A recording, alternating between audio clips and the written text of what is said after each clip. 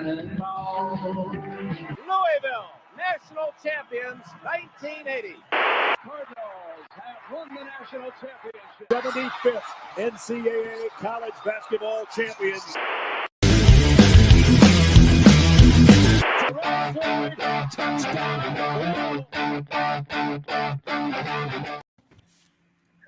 Hello, good evening, everybody. At whatever time you happen to listen to this, welcome back to another episode of the Third Banner Pod. I am Kyle, your host tonight, joined by Patrick and Ross.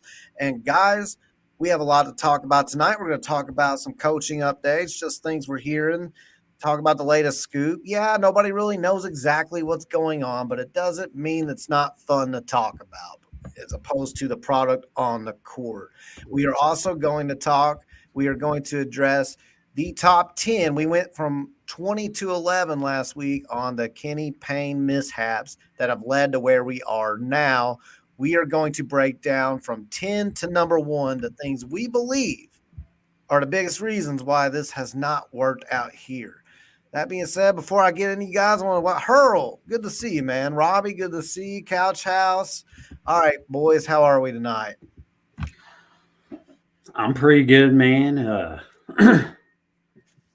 It's a Tuesday, man. It's been a while since we've done it on a Tuesday. It has. We keep jumping around because it's just that these games are always Wednesday. Either pod going up on a Tuesday.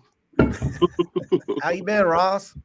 I'm all right, man. Just y'all know I've been watching the weather, and you know, you gotta get your contingency plans in place for the overnight.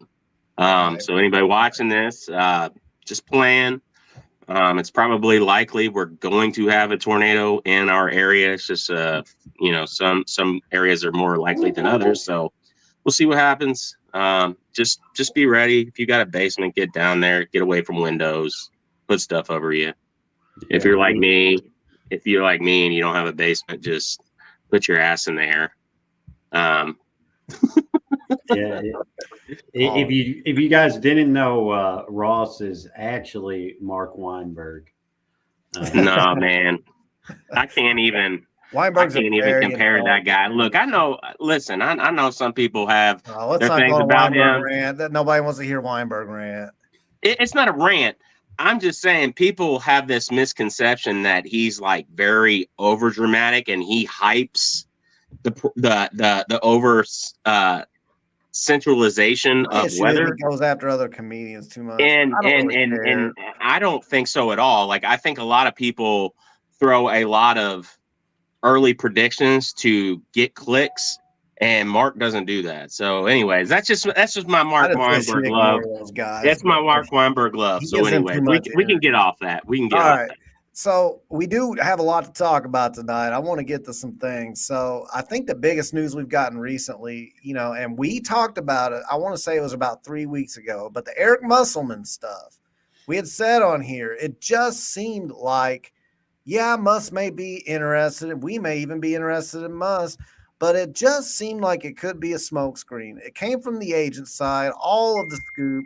Our side's not talking. If you hear people saying that they know who Josh Hurt is zeroed in on and they start dropping names, I would be very skeptical of that. Very skeptical. Yep. So everything you get, if it's even credible at all, is from other coaching circles and agents. And that all comes with hidden agendas, with narratives, things that may appear to be a done deal aren't always a done deal. So we talked about a lot of that a couple weeks ago about Eric Musselman. And sure enough, today, and last night, actually, I had an art guy message me last night and say, I know you're big on Louisville and the NIL stuff that I've been telling you about, that's been a problem. I think it's going, I think they met and things are going in the right direction. Then today, you see an article from 247 site administrator over at not Rivals, 247. I can't remember the guy's name. It escapes me. I think his last name was Biddy. But he came out with a big, long thing about how, Muss's camp and NIL people, big company NIL executives all met and decided, they're moving in the right direction. So now what we're hearing is that Eric Musselman may not be as, interested. Who knows if we were ever interested in Eric Musselman? I don't know. But it sounds like the Muss Bus put on the e-brake in Fayetteville, and he's pretty comfortable from what it sounds like. So I will say, and I'll hand it off to you guys, if you would have told me 2 years ago that I wouldn't be fazed by that, I would have told you were crazy because I was so big on Eric Musselman.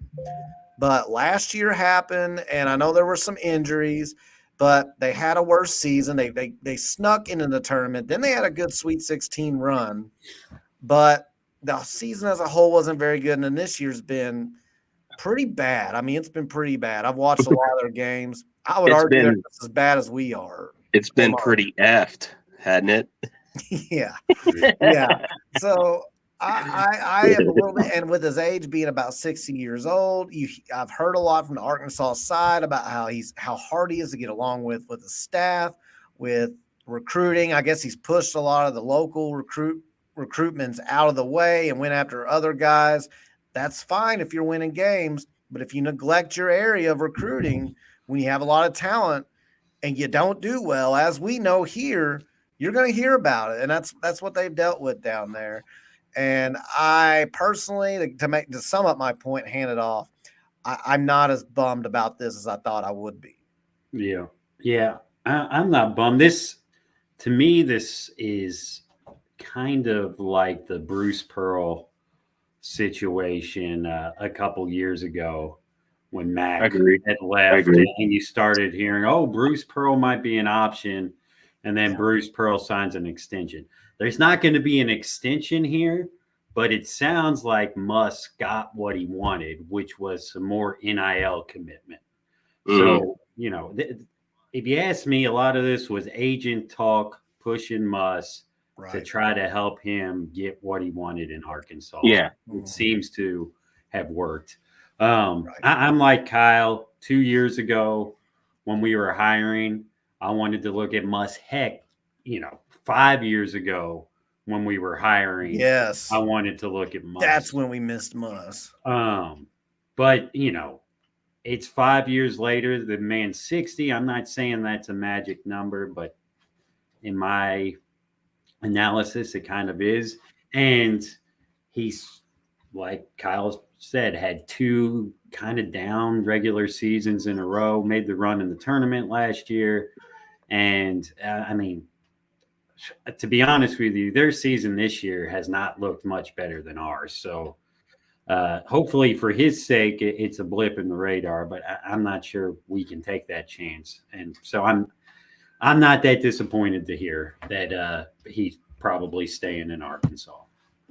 Yeah, I think we were all over it on this pod, for many weeks. We repeatedly said that if you're hearing somebody's a leading candidate, blah, blah, blah, blah, that's not coming from U of L's side. Our side's not talking. They're just not. Anybody that's saying they know otherwise is more than likely lying. The amount of smoke that there was around Muss clearly was probably coming from that side. And like you said, Pat, it was a ploy by his agent to get him leverage for some more, commitment and some more leverage for what he was wanting on his side. Yeah. As far as the age thing with Muss, again, we've alluded to it before as far as that data showing how those trend lines usually work. He does seem to be, if you take this year and last year, he seems to be trending the wrong direction we would want to be hiring him on. That being said, within the past 3 years, we've had major shifts in college sports with NIL. So that kind of throws a lot of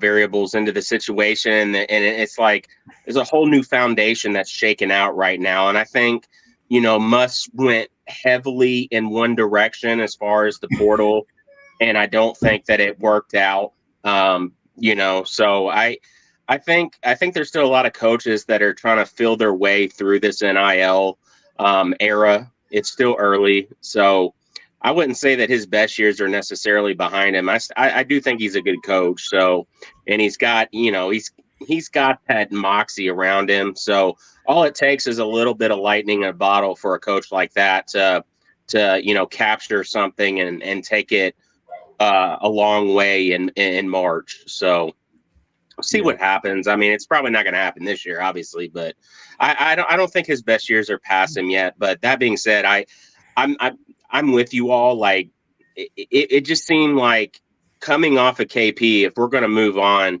Muss would be kind of a flat hire. It just doesn't. It wouldn't really move the needle or anything as far as the fan base. Ultimately, I think the fan base would get behind him for the most part. But the initial, we need to make a splash early on, with this hire. So that kind of gets me to my next point. So if Musselman's off of the list, and that was from the agent and the national side, appeared to be the most interested candidate. Again, I'm skeptical of how serious it was, but it does. Let's just take him off the list hypothetically. So now, you're down. I know I hear the same names come up. I don't think we're going to go after Chris Beard, no matter how you feel about him. I have that on really good authority. I will eat those words if I need to later. I'll come back and say I was wrong. It was all just I don't know, maybe a smokescreen. I don't know, but the narrative has been out there that we're not even going to consider him. I'm just going to take that for what it is and believe it. So that gets me to, who is left. So we always hear about Scott Drew. I'm just skeptical we can land Scott Drew because I think he comes up on every single school's list of coaching candidates. Every single year I see an open job. And I know not everybody is Louisville, but there have been Louisvilles that have opened in the past. IU, for example, he's from Indiana. That's opened twice since he's been at Baylor. And actually it's opened 3 times maybe. But I know it's open at least twice. He hasn't even considered them. It's my understanding we did reach out to Scott Drew last time just to put feelers out. And it was just like, oh, I appreciate the interest, but I'm not that interested. And I think I heard that on Mike Rutherford's show. So I don't want to sit here and act like I got that from I believe I heard that on Mike Rutherford's show. Mike said that. So if I'm wrong there, I apologize. But that is, I remember him talking about that very vividly. And so I think that's how it went down. And so then, is he interested now after getting a brand new arena and having a really good class lined up there that could transfer here? But it's kind of like he's starting over unless he wants a new challenge. I don't know if that's realistic. I hope it is. The timing doesn't seem right. It doesn't seem right. And he's had better timing in the past and he's passed on it. Of course, we don't know Scott Drew. Maybe the timing's right for him. It just doesn't look right from the outside. So I'm looking around. I'm looking at coaches. And so Nate Oates, if he's interested, that's great. I know there's a lot. I've had this debate with a few people, mainly on the message boards, but there's people that just think, well, he's obviously going to come to Louisville if we're interested because they're a football school. And I'm just telling you, history does not reflect that a guy who is having a ton of success at a Power 6 school usually transfers even to a blue blood. It usually doesn't happen. And this would be the biggest buyout. This $10 million buyout would be by far the biggest buyout anyone has paid for a coach. History is just not on our side. Does that mean it can't happen? It doesn't. But it does mean that it would be unprecedented. And if Josh Hurt can pull something like that off, whether it's Scott Drew or Nate Oates, I am like way on board. And I am like through the moon. And Josh Hurt probably needs a statue right next to Tom George at that point because that's a hell of a haul. And so that leads me to where I'm going to get to my point. You start crossing guys off like that. Hypothetically, if they're not interested, if they are, you're done. If you can get one of those kind of guys, you're done. No debate.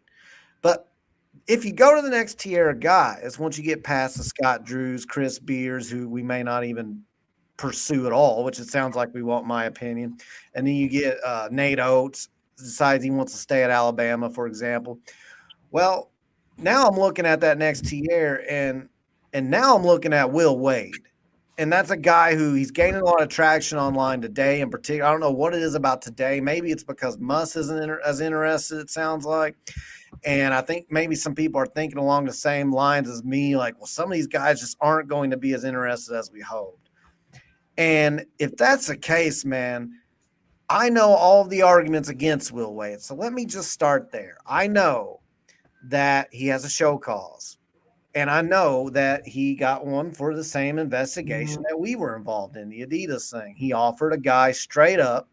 He offered money, and he was recorded offering the money. He offered him a strong-ass offer. Exactly. So the argument I hear is, how could you bring a guy like Will Wade into our program who's getting, trying to be on the up and up? You know what my argument is?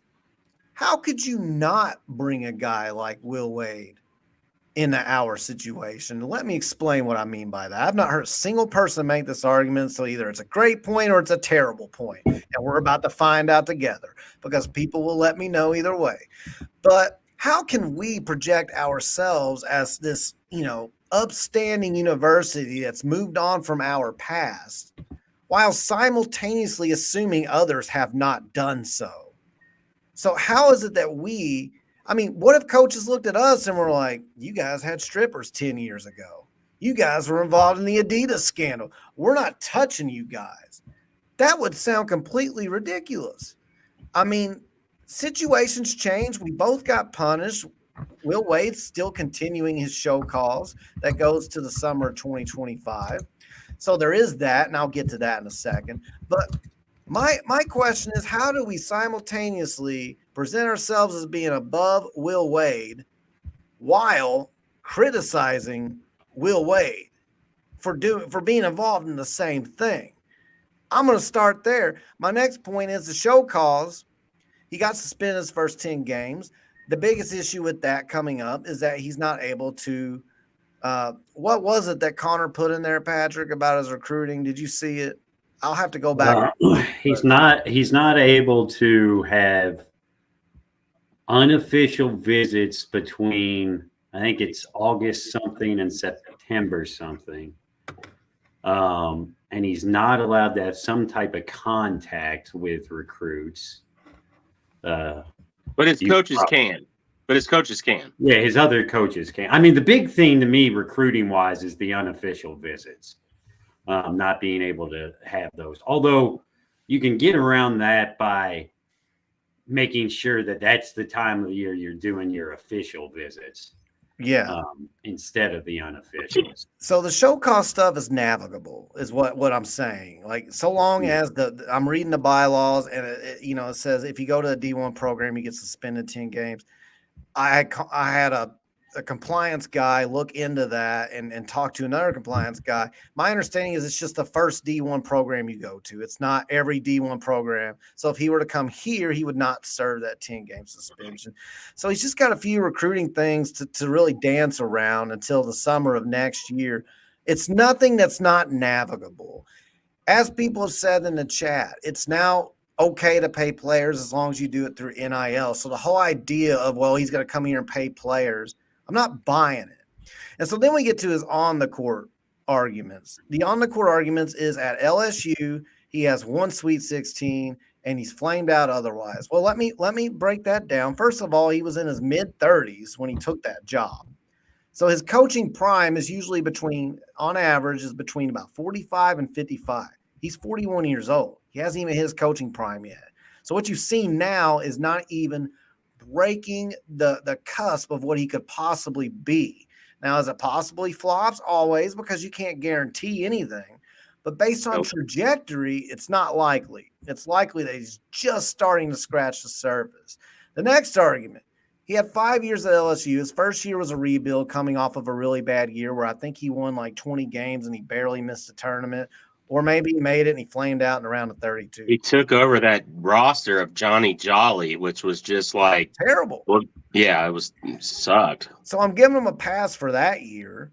Then you have a COVID year. So now you're down to 3 years. You had a COVID year. You throw it out, and you have 3 years left. He made a Sweet 16. He had 2 round of 32 exits. So you could argue he had 2 bad years.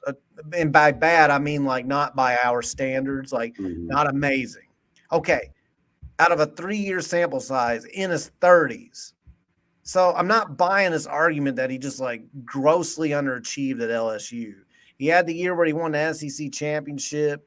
I think that was the year he might have got bounced early. So that's about the worst thing I see on his resume. He succeeded at VCU. He succeeded at LSU. He's succeeding now at McNeese State. And if you look at McNeese State, as long as they can win their conference tournament, the metrics show they are a team that you do not want to see if you're a higher seed in a tournament. You do not want to see McNeese State. And finally, before I pass it off, because I know I've talked for a long time, I apologize, but I want to get all of it out there at once on Will Wade and then pass it off. The final point, boosters from LSU, high donors, went to McNeese State with him because they were frustrated that LSU got rid of him. That means he can develop connections with high donors, and that's important. And you don't need to pay players out of your pocket anymore. That's all I got. I the thing that worries me about Wade, if anybody goes back like we do, you remember Rick Pitino recruited Will Wade to be an assistant here. He wanted to pull him from VCU. And do we all remember why? We remember why, right? Because his recruiting connections and his recruiting ties within the Nike EYBL were very strong. Once Johnny Jolly crapped the bed with all the talent that Nike was pushing his way, they said, okay, we still believe that this thing can work, but we need a better coach. And they went and got Will Wade to take that thing, take that spot. My worry with Will Wade, and we've already seen it with Kenny, is that those recruiting ties and those connections, even though we're in the era of NIL, those ties still do exist, and Nike still does primarily run the AAU grassroots tournament in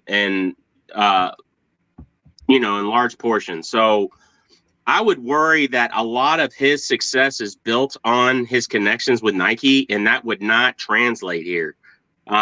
I think that since he's been at McNeese State, that he's, coming, everything that's happened, I think he's grown as a coach. I think that he's really finding his way, and he's learning through all of this.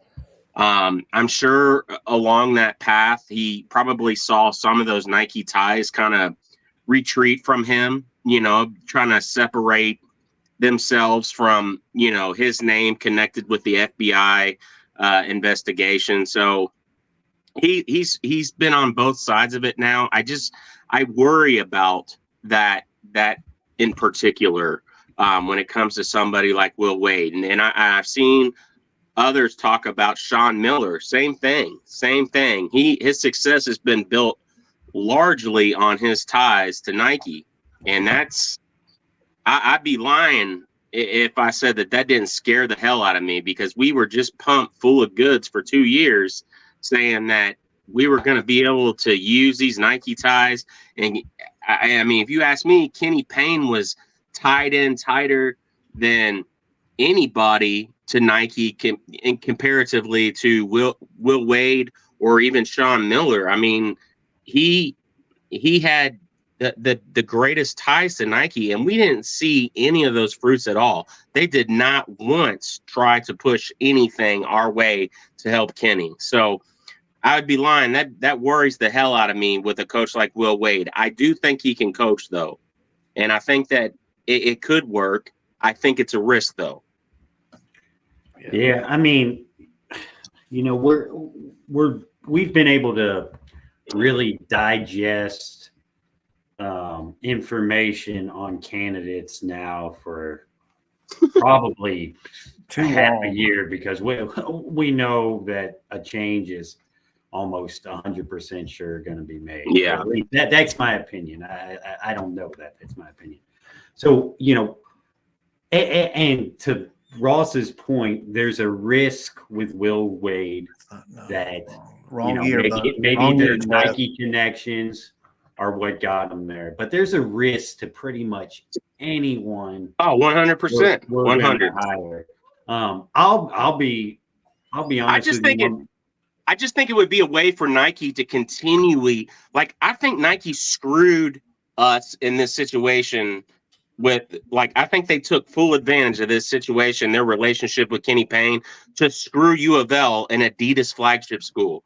This contract isn't going anywhere. So I think it would just be more of that. That's just what I'm worried. So anyways, go ahead. But that's, I mean, I don't want to get off topic, but that's Kenny's fault if they screwed us, because you're naive if you thought that Nike was going to help you recruit players to an elite school. And that's a great point, because it was a point I always tried to make. Like, people are like, he's going to bring all these. I was like, they might be friends, but business is business. So it's like, and Chaz, I'm going to get to your point right now. Wrong. I'm talking about the year that got canceled, in which Mac, by the way, that year, I'm pretty sure that wasn't that the year where we had a really good team and we thought we were going to make a run. Some people did. Now, we lost 4 out of our last 7 that year, and then the tournament got canceled. That's the year I'm talking about, Chaz. And that's the year that, like, I don't count for anybody as far as because it's like the year got completely – we don't know how that year would have ended. So, like, I scratched that year from people's resumes. So I'm not talking about the same year you are. That's all I'm saying, man. But so really, my point of all that is you've got a sample size of 3 real years, if you don't count his very first season, where I think he still won about 20 games and he was rebuilding. So I consider that a successful year. If we did that here last year, I would have been really happy. And if we do it next year, I'll be really happy, even if we barely missed a tournament. Now, the year after that, I expect a tournament, whoever the coach is. And that's always the case in year 2 for me. So I get to that point is like, I count that as a success, even though, like, on paper, the year doesn't, stand out as an amazing year.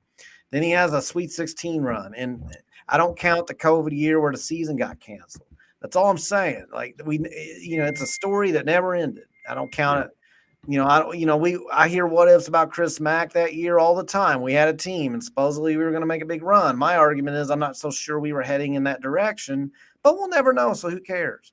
But I mean, we're talking about 3 years where one of them where he made a Sweet 16, he was like my age when he did it. Yeah. Yeah. Did I hear your pizza rolls going off in the background there? Oh no, that was I wish, man. That was my ding from my cell phone. That sounds awesome.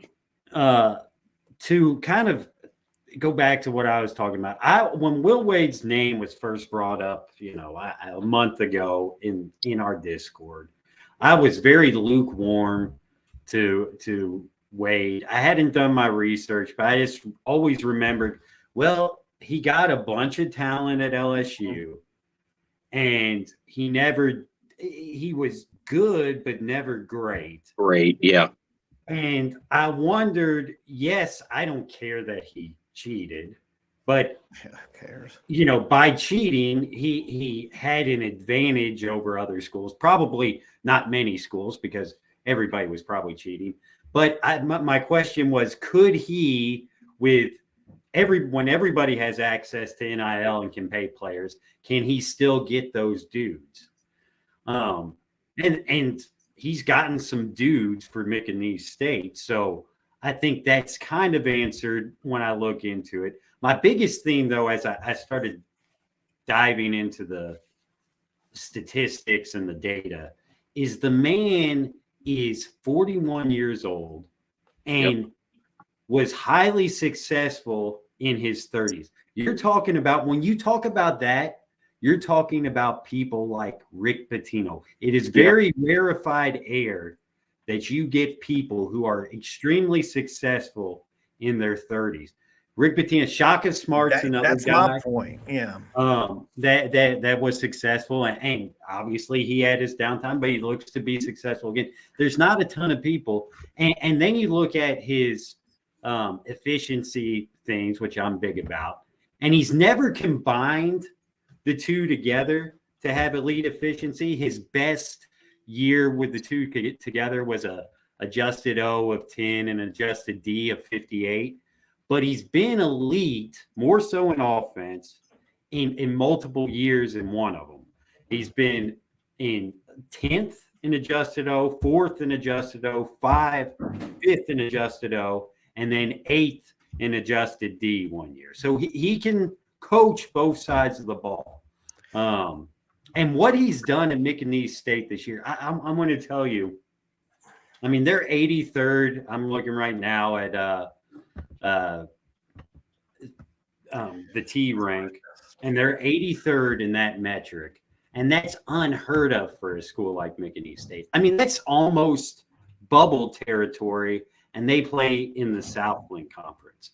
So what he's done there with his efficiency rankings is just crazy. I mean, I think he's a guy that once he gets past this show cause, and even in it, he's a guy that's going to get major job opportunities. And if we don't take a chance on a guy like him now, he's not going to be around the next time we hire, which hopefully is not in a while. And that's kind of where I'm going. Like Chaz is saying, like we already discussed why we're bringing up Will Wade is because, like, yeah, if you can get Danny Hurley, if you can get Bill Self, or you can get Scott Drew, the surge is over. The surge is done. Any of those guys, but I just don't think any of them are very realistic. And I know people tend to I think people gravitate to the Scott Drew name because he's at Baylor, and they think, well, Bill Self's at Kansas and Danny Hurley's at UConn. But I honestly think Scott Drew values Baylor and is building them to become exactly what those other programs are. And I mean, he's just passed up so many good jobs and not even like remotely considered them. So yes, if those guys are available, as we said, then it's done. I think the overwhelming majority of people will take any of those three guys. They're former national champions, are huge names. I just don't, so then you got to move past them. Then you start, Musselman's probably not on the list anymore. So you got to start looking at who you can get. And if you assume Nate Oates is and, Will Wade, and you start looking at those kind of names, I think Will Wade's got to be pretty high up there. And again, the tournament success is based on 1 year that got canceled at the end, so we don't know what would have happened. Another year where he was coming into a big rebuild and won like 20 games. So he's really got a 3-year sample size we're looking at. I just don't think that's enough to say he can't do it, especially when he was in his 30s. But anyway, so to get kind of I did want to talk about one more guy if we can, and that would be Mick Cronin, because I know how a lot of people feel. I question the fit as well, as far as his personality fit and under the limelight with the fishbowl effect that Louisville basketball has in this community. I've talked a lot about that in the past. That's why I don't have Mick higher. And he's had a pretty bad year at UCLA. They look a little better lately, but they just dropped a bad game to USC, and they really couldn't afford to do that to keep positive momentum. But Mick Cronin's a name that just won't seem to go away, guys. And I have a feeling he's still on the list. I'm not saying I think he's very high on the list. I'm not saying Mick is a pick, but it's kind of those names that lurk quietly in the shadows that I think are more realistic than like when they push Musselman. That's Eric Musselman. It's a done deal. It's Musselman. It just never felt right. It never felt right at all. But with these other guys, it's like you don't really know which one's at the top of the list. But Mick Cronin just seems like a name that's really high up. And I know people are going to bring up the buyout. I actually do, and I'm a buyout skeptic. I always hear people say there's ways around buyouts, and I never believe it. And it never happens. But I do think there are some California bylaws that are unique to that state that could be favorable if Mick decides to fight UCLA if they try to enforce a buyout. Now, do we want to put up with that mess? I don't know, because it's a gamble, because if you lose, if they do fight it and you lose, well, guess what? The buyout, it's probably going to be owed in full. Maybe you can get it negotiated down just due to the headache of it all, but I doubt it. I bet UCLA will try to pinch every penny they can. But there is some interesting information about various cases in the past in the state of California where similar situations in different professions have played out, and it favored the person that was in Mick Cronin's shoes. So I think that's where people do get that idea. I don't think it's completely unfounded.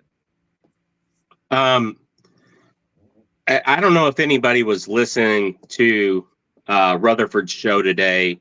Obviously, Mike wasn't on there. They did have Ty Spalding, U of L rivals, on there as a guest today. And Ty alluded to that buyout, and he said he didn't have the full explanation or justification of how, but he did have somebody that knows the buyout and is, their expertise is in law, and they practice, and basically, like what you were saying, Kyle, there's a way out of that. There's a way out of that buyout, and it has to do, Ty said it has to do with around UCLA moving from the Pac-12 to the Big Ten. So that is something that continues, just like Mick's name, and as far as attachment to this job, that also seems to not be going away. So there's got to be probably something there. Secondly, I know Mick is not like the sexiest pick when we're talking, who moves the needle initially. And I was talking about that earlier, but there's a lot of reasons as to why Mick would be arguably the best fit here to take this job. He's got huge Adidas ties. That's number one. Boom. Two, he's expressed, I don't know if it's publicly so much, is more with people behind the scenes. He is very upset with UCLA's NIL situation. We know that U of L has the 502 circle and has been wanting to use that on the basketball end for the past 2 years, and it's not been used the way it could be. So that's there in the waiting. Third, Ty hit on it again today on when he was on Rutherford's show. He had said there is who was it? There is some person in this area that was tied to Mick when he was at Cincinnati, and he's got a lot of LA roots. The guy's from out in LA, so they still keep in high contact. This dude's like an attorney or something, I think. I agree. And so there's like that connection there. And then on top of it, Mick's got family in this area. His brother lives here, like in this adjacent area. Like, he wants to get back closer to home. So you're looking at a coach that wants to be here. Okay. He's got former roots here as far as some of the best times in his professional career. He knows that we have an NIL situation that's dying to be used. He's got boosters that want to help him. There's a lot of boosters in his corner if he were to be the guy. And he's not happy at UCLA. And then fifth, again, that buyout situation keeps coming up, that we would get out of that buyout. So I think Mick is probably one of the top two candidates on the list. He's just never gone away. He is like, that's true. It's just, he's always there. He's like he's like coaching herpes, man. I mean, he just won't go away. I mean, he just that's a terrible analogy, I guess, but yeah, I mean, we're gonna roll with it because you went there. Yeah, I mean, but like, I think people need to start really considering him a real situation. I think we already know that he can run a program. He did it at Cincinnati. He's done it at UCLA. He'll bring stability here, which is one of the biggest problems in this situation under Kenny Payne. Two, he is very out front and present with the fan base. He will tell you what your goals are. You've been very big on that, Kyle. Like, you have to express your goals out front and set expectations. A minimum bar. Yeah. And Mick does that. Like, he is very much about setting bars. And he just fits so many, he crosses off so many boxes it's literally just his temperament and the type of persona that he is that makes people want to go the other way. That being said, if he was our guy, I think people would really love him and get behind him because they play a very similar style that we've been used to seeing. It's very balanced. They get after it defensively, and he wants to play a modern style of basketball. I need He Ash does. on here, Ross, because your head is cut off right now. And it's like, I don't know. Yeah, like you're Ash knows how to like slide them up and down. That's where this is where we miss Ash for sure. Well, I know. I feel like our slides are sliding the wrong way. All right. I might just, you know what? I'm gonna get rid of them. It doesn't look good. Go ahead, Pat. So here's some stuff on Cronin that makes him an attractive hire. I think one, when you look at someone, you don't want to hire someone coming off of a down year, which I is what agree. I talked about with Muss, and Cronin's having a down year. But the difference between him and Muss, they're rebounding. His hasn't just fallen completely apart. He's kept it together. They've lost their last two, but before that, they're in the Pac-12 hunt. They look like a team now that can beat good teams, which you can't say about Arkansas. So it's one thing that he started off bad, but he's recovered a little bit. It's not enough to save their season, but he's recovered a bit. The thing that's interesting about Mick is he has had, and you guys are going to hate me because I'm sitting here looking at efficiency stuff, but he's had some elite efficiency seasons. Mm-hmm. Typically, you'll find that the national champion finishes in the top 35 of each adjusted offense and defense. And adjusted defense.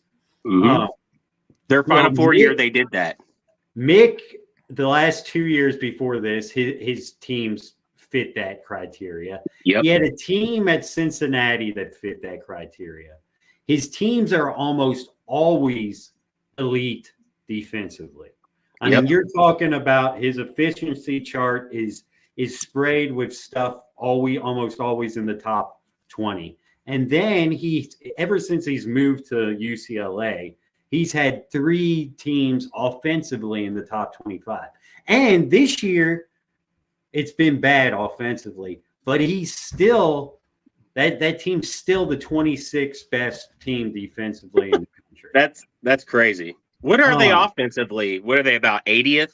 No, 180. They're horrible. Okay, 100 spots off. Yeah, they're horrible. But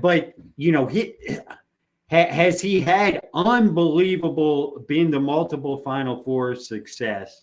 No, but there's not many coaches that have done that. Yeah, not many available.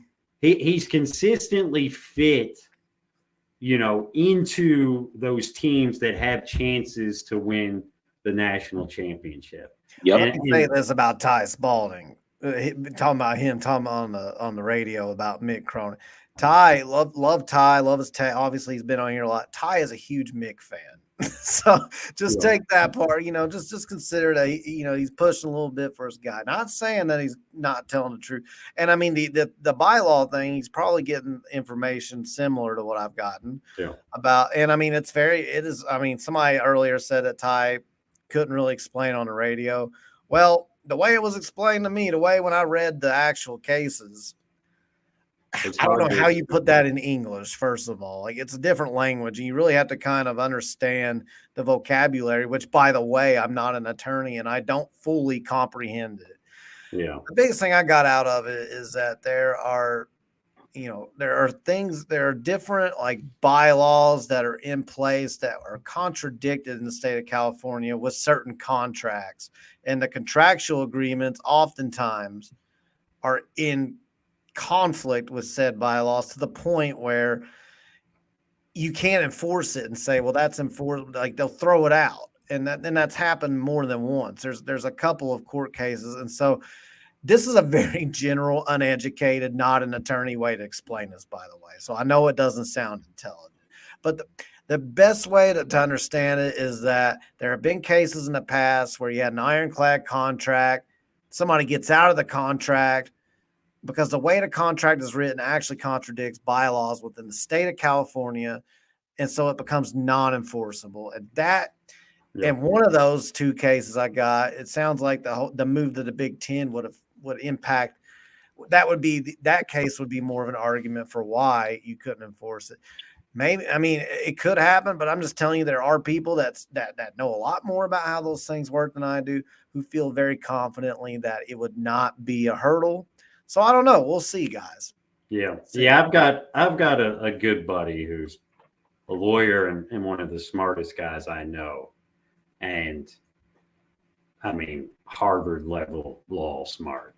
And he thinks there's a possible, he's not 100% sure that it would hold in court, but he thinks there's a way out of it. Well, I did, we are 45 minutes into this, guys, and we have not even gone over the top 10 reasons after last week when we ranked from 20 to 11 Kenny Payne mishaps that have negatively affected his tenure here.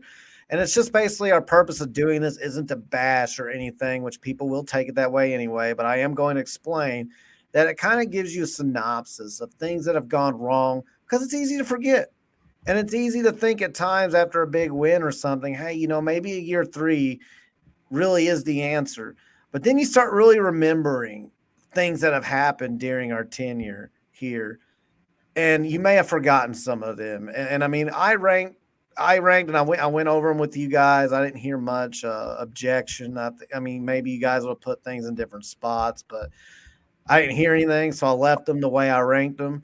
I want to give credit to Ash for making the slides. He's not with us tonight. He's been really busy. He's about to move to Louisville from Texas. Congrats to him again. But right now, he's just got a lot going on. But props to Ash. He set these PowerPoints up, and he made them. And I commend them for that. I just wanted to kind of, present this. I'm going to get our banners looking right. Let me see if I can put it on here first with that. Oh, I can do it like that. Okay. Oh, no. I know that's not the way it was supposed to be. I had it on 10. It went back to 1. Hey, anybody that's listening to the pod tomorrow, they're not going to see it. I'm not worried about it. I literally checked that before we got on here, and it was at 10. So I don't know why it did that. Well, thanks for spoiling it for everybody else, Kyle. Well, they have to don't press for 1. Anyway, I will start with number 10, and we'll have to move a little faster than we did last week because otherwise we'll be here 3 hours. So number 10 on the biggest mishaps during the Kenny Payne tenure we have are the Coron and Danilo recruitments. And now let me be very clear. 2, I'm sure, good kids. I mean, no disrespect to the kids. I'm just talking about recruiting, what we were told coming into this tenure about signing multiple 5-star after 5-star after 5-star, and we were going to get all the best transfers. And so, we're looking in the second season. So it's the second off season and the real first whole off season of the Kenny Payne tenure, when everybody's telling us, the black cloud's gone, everything's going to be better. You just watch who he brings in. And he did bring in some decent pieces. Sky Clark, Trey White, for example, brought in a good freshman class, but we needed a lot more. We still left a couple of scholarships open. And then, we had a couple of guys at the end that, we had some question marks, and it starts with these 2 right here. So the Coron Davis recruitment, he commits on January 26th out of nowhere. And he was a JUCO guy, and it wasn't even a high level of JUCO. It was a very low level of JUCO. And I remember, I believe it was U of L Recruiting News on Twitter. If I've gotten his handle wrong, I apologize. But he dropped the video of multiple games with Coron Davis. And I still don't understand it, guys. He had no recruiting profile. Nobody had ever heard of him. And then out of nowhere, Coron Davis commits. Then the next thing, Danilo Jovanovic commits on April 28th, right in the middle of the portal season. And this one was even more surprising to me. because I found out we were getting a Miami player. And I'm like, well, obviously I know who it is because Miami was in the Final Four. Then I found out it's a guy who didn't play for Miami. He pretty much redshirted. And, there's not a whole lot of information on the guy. The videos, same Twitter account, U of L Recruiting News puts out these videos. And I'm questioning what in the world. And so then the rumors were, well, Danilo was brought to walk on. Clearly, we weren't going to burn one of our last scholarships on Danilo. Wrong. We did. He burned the scholarship. So these two recruitments here, no disrespect to the players, but one of them obviously isn't even on the team now, and we really don't know if he would have done a whole lot. But he didn't fit the mold of a guard, even though people tried to say he was. That's really what we needed. And we landed him at a low-level JUCO school, and he didn't even have a recruiting profile. Nobody really knew anything about him. And then we landed a guy who rode the bench at Miami, and they ended up having to play key roles on this team. So I put that at number 10. Yeah, I mean, listen, I'm going to start off. I'm going to start off by saying both these dudes would drag me. Yes. 22-0 on the court. So, I'm a 35-year-old, 36-year-old white dude that would get killed by these guys. But with that being said, these are guys that, like, if you've got a complete team and you've got, you don't have minutes left to give out, these are guys that you take, as lottery tickets to see if they can pan out and maybe develop into something. These are not guys you take when you are in need of wins and recovery from a 4-win season. And even more so, the positions they play. Now, we're told we didn't get to really see Karan play, which we'll talk about later, and we're told that he could handle the ball. But if you look at his highlights, he wasn't a big-time ball handler that was going to, break down a D1 defense. And we needed more ball handlers on this team. Need more shooters. And now we have Sky and we have Tyler. And I guess Mike James and Trey White can kind of handle the ball, but they're not guys that you want bringing the ball up the court. And we did not need any more wings because those two guys that I just mentioned, plus at the time Trenton Flowers, plus I'd say that JJ's a wing. I mean, we had wings growing out of our ears, and these were two guys that, again, we're not big-time difference makers that we needed and did not play or have skills that we needed to get us over the hump and get us away from that 4-win team. And it's just, again, we're talking about Kenny Payne's blunders. It's mystifying that when you needed to turn this thing around, these were guys that you added to the roster that, in my opinion, didn't fit for multiple reasons. I really don't think, looking back, I mean, hindsight 2020, it's not mystifying. It shows you the talent pool that they were working with, like who they were recruiting. Like, it's clearly obvious. I mean, I'm sorry, we really didn't get to see Karan. I'm honestly in the camp. I hope whoever the next coach is gives Karan a chance to be on this team so we can actually – he seems like he wants to be here.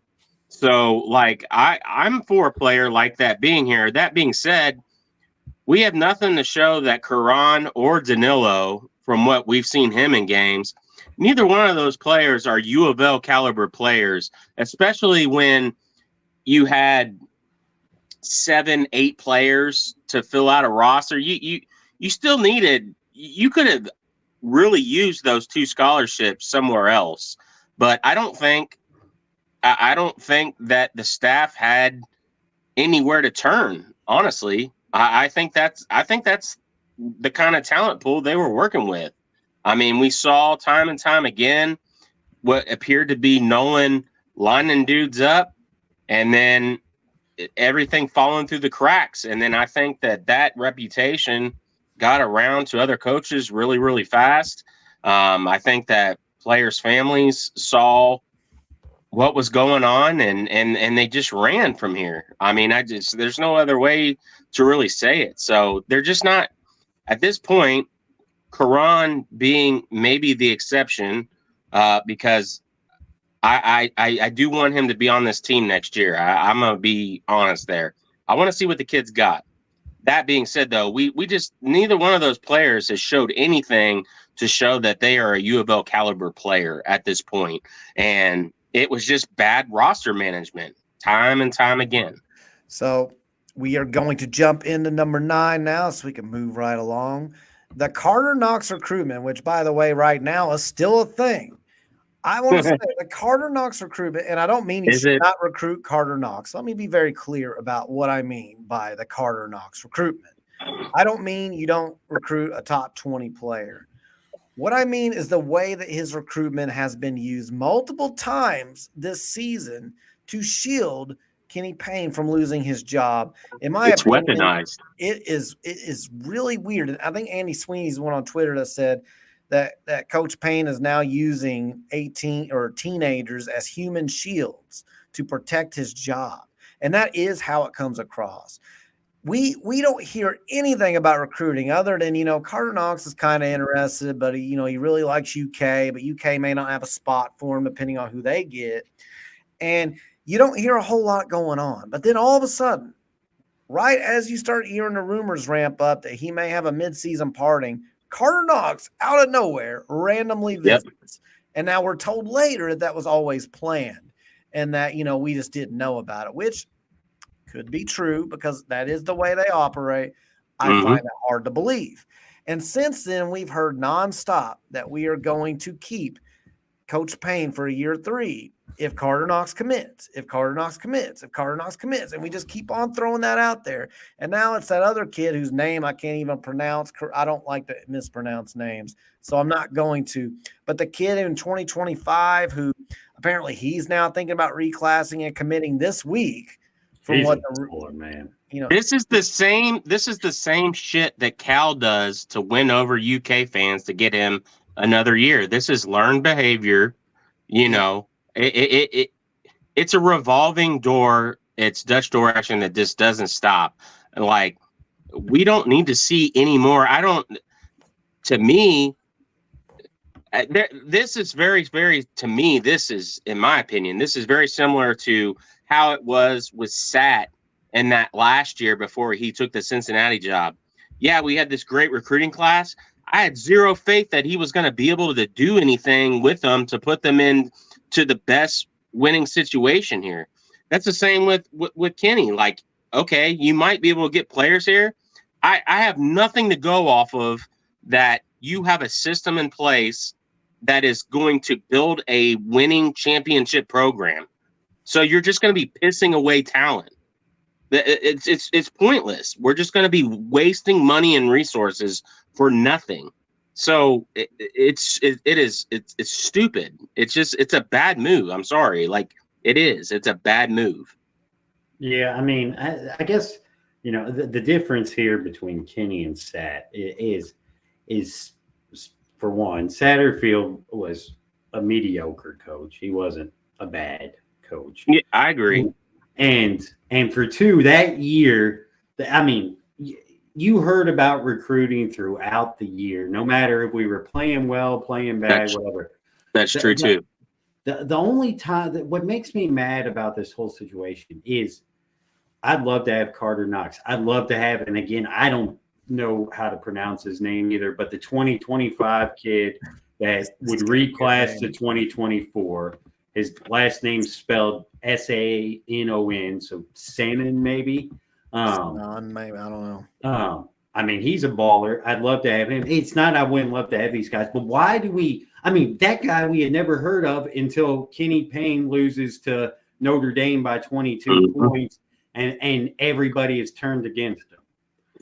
It's the State Farm. It's the State Farm freaking carrot on the fishing pole. You got to be quicker than that. Like, it's just a bait and hook, man. And here's the thing. Like, I'm not. I got annoyed today. I got on Twitter, and there's all It wasn't directed at any one person. I know a couple of people maybe took it that way, or well, one person in particular. I've already talked to him because he kind of called me out like, hey, what's going on, man? But I saw, like, between Facebook and Twitter, I probably saw 10 or 12 people today clamoring that these recruits here are going to get Coach Payne a year 3. And that, some of them think it's 50-50. Some of them think it's guaranteed.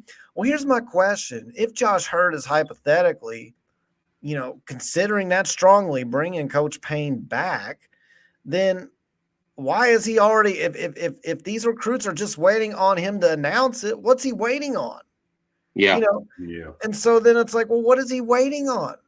Why is he hesitant? And if the answer is, well, he wants them to commit first, well, then why haven't they? Because if the only thing holding it up, so you can't, either way, you are screwed. And I don't know why nobody's brought that point up, because either A, they don't actually want to commit and it's a smokescreen, which is what I think it is, or B, they're literally waiting on Josh Hurd just to give the seal of approval that people claim Josh Hurd may very well give if he lands these recruits, but they can't commit because Josh Hurd won't give them the seal of approval. So you're in a tailspin of bullshit when you do this.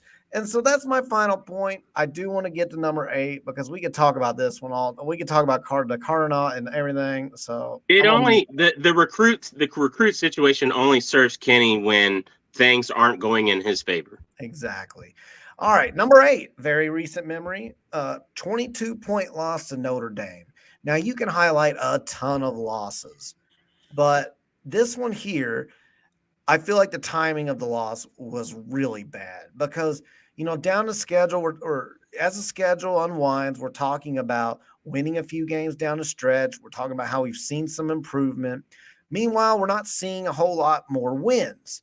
So naturally, you get Notre Dame in here who had a really bad record. They're second or third at the bottom in the ACC, which is a bad conference this year. Let's not kid ourselves. It's bad. Oh, they're second to last.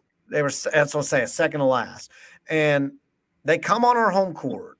And then we hear Tyler Johnson's back, Sky Clark's back. All right. And they're both healthy, at least. I mean, I'm sure Sky still has some lingering rib issues, but he played well. I mean, he had one of his better offensive games he's had. So you can't really say it hindered him. And Tyler was coming off the concussion protocol. He cleared that, so he should have been fine. We get all of our guys back except the guys we lost for the year. We've got our main stable of guys in there on our home court trying to build some momentum. And not only do we lose, but we get our asses waxed. And at the end they pulled away by even more. But the game was never in doubt. Like Notre Dame dominated the game from start to finish. There were times where we closed the gap some. Then they'd go up 10 or 12 again. And then at the end, they just flat out pulled away. And to me, this game here was one, if there was any hope, which I still don't think beating Notre Dame would have given them a year 3. Let me be very clear. But if you had any hope of showing progress, this here was a dagger. Yeah. Yeah. And to me, this was the game. And we kind of talked about this game last week, so I don't want to go in depth into the game. But this was the game that showed you the difference between a coach that was in the first year at their program that didn't have talent and needed to get talent, but was a good tactician and against a coach who had been through that first year, in his second year, had gotten some more talent, but still did not know how to coach the game. I mean, because he was completely outcoached in this game. They scouted us. They knew what we were going to do. They had an answer for what we were going to do. And then we had no adjustment. We made some adjustments, but they did not work. We didn't have an adjustment that worked. And we got drubbed by another team that had less talent than us. And honestly, I think from a talent perspective, when you're talking about who we've played this year, this was one of the least talented teams we've played this year, and they killed us. Yeah, that's exactly what I was going to go into, and like you said, Pat, we hit on this last week. I mean, it's the prime example of, you have a spectrum of you need talent to win. You also need good coaching, and you need to find that nice balance of talent and coaching and a system to take you to that next level. And what we saw last week in that Notre Dame loss is a highly inferior, talented Notre Dame team, but a coach who had a system in place that the players and team had bought into and was getting them to perform the way he wanted them to, which we haven't seen that. Like we haven't seen that. All we keep hearing is, well, I keep telling them to do this and they don't do that and blah, blah, blah. Like, it's the same story every week. It's always on the players. And at some point, the coach needs to fall on the sword for that. And a good coach, no matter what the situation is being paid a lot of money to solve that problem. And it's not being solved. And Shrewsbury came in last week and proved that it's not just all about the talent that you have. You need to be a good coach. You need to have a good system in place to be able to put players into, fixtures and put them in the best positions to win. And that's what they did. And we got out-coached. I mean, it was plain and simple. I've said this before in other episodes that a coach like Shrewsbury is going to be the coach that Kenny is going to look the absolute worst against. I was not really that confident we were going to beat Notre Dame, to be honest, because I know Shrewsbury's a good coach and he does things defensively that's going to take away your best assets offensively. And anytime Kenny's ever gone against a coach in that regard, Tony Bennett, it just doesn't work out. It just does not work out. And it like we had almost the superior talent at every single position on the floor, and we got mollywopped at home by a bad Notre Dame team. We got trounced. That we did. So moving right along, because I know my stepdaughter's got to be at school tomorrow, and she's on the wall next to me. So she's probably like, man, when's this guy going to be done? On number 7. I'm going to tell her that. The DePaul and Arkansas State losses back-to-back, they are number 7 for me, because that was just a dagger to start out the season. We weren't starting off that hot anyway. But when you just got off of a loss to Virginia Tech and you're looking at the schedule, you've got DePaul, Arkansas State, and Pepperdine before you have UK. Now, I don't think any of us in our right minds thought that UK was going to beat us. That we were going to beat UK. Right. So there's no reason why you shouldn't go into that game with 3 straight wins, though. And we go to DePaul, who was, by the way, it was rumored that if they lost that game, they were firing Stubblefield. Yep. Which I believe that rumor, because he got fired, 3 weeks after that or whenever he got fired. So it probably was true. And instead, they are up almost the entire game, and they beat us. That was Kicked our ass. Loss. That was a horrible loss. But it gets worse. We looked even worse when we came back home and played Arkansas State, and we lost by double digits to them. And honestly, the 12-point loss doesn't even tell the whole tale, because if I recall correctly, we were down like 20 or 22 points at one point in the second half. Now, maybe I've maybe the details are a little bit hazy there, but I'm pretty sure that's the case. We've been down so many times in so many games. I do get confused. But this here, for me, was like, it's done. Like anybody that and I know what people still hung on and had faith, and I never really had it. So I'm not the best judge, but I guess I assumed when I saw these 2 losses that everybody would have jumped off board then, because it's like, this cannot happen. He has more lifelines than he's got more lives than a cat. I mean, like there's always seems to be an answer as to why, people want to support him. Again, I was one of the most positive on this pod, me and Ash. At some point though, it's just not working. I mean, you got to jump off. You got to see it for what it is. And losing to DePaul and Arkansas State was just absolutely damning. You knew once we lost those, you knew going into UK, we had zero chance, and then you get the whole comments about, I don't care if we only win by one, geez, that pisses me off so bad. Anyways, I'm off that. That was our last episode. That was ranked, I think, like number 19 or 18. Yeah, it was. Yeah, I mean, I won't add much to this. I'll kind of extend on the last one here, number 8, the Notre Dame loss. Whereas that was a loss against someone who I think is a good coach, but a team with inferior a lot talent. less talent. Mm-hmm. The DePaul loss is against a team with a lot less talent and a horrible coach. So honestly, the DePaul loss is probably the worst loss of the Kenny Payne era, if you don't count the exhibition losses.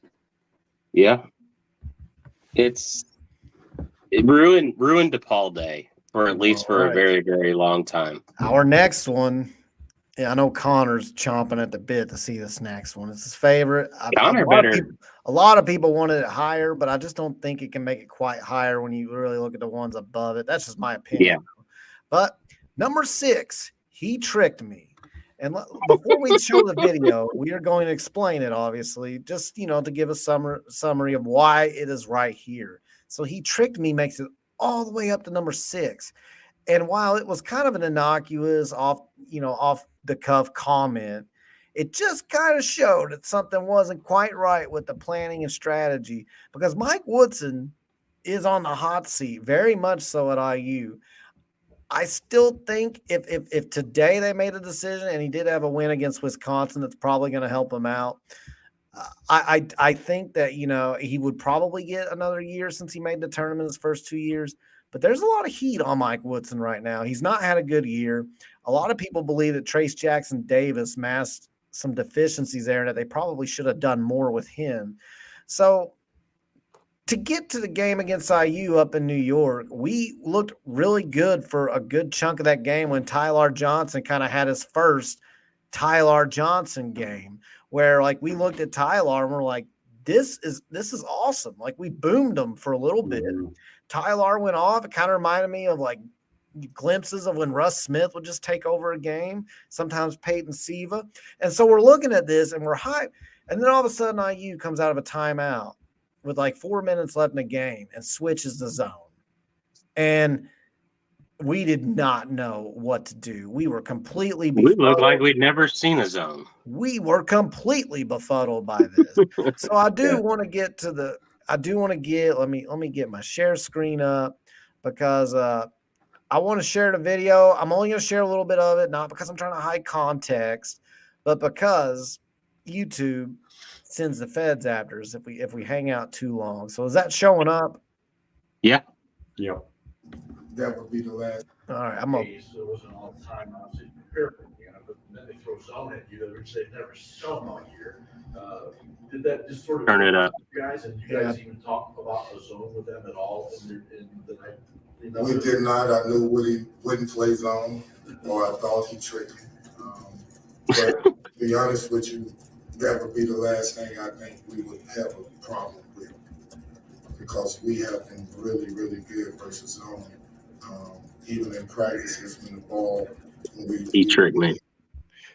Okay, let me turn it back down because their voices are going to carry. So there it is. I don't want to play too much more, and there was about 20 seconds more, but I don't want the feds to get involved. They suspended us once, and so there it is. He tricked me, and that was the answer. And you could tell you could tell based on the body language and the way he smirked.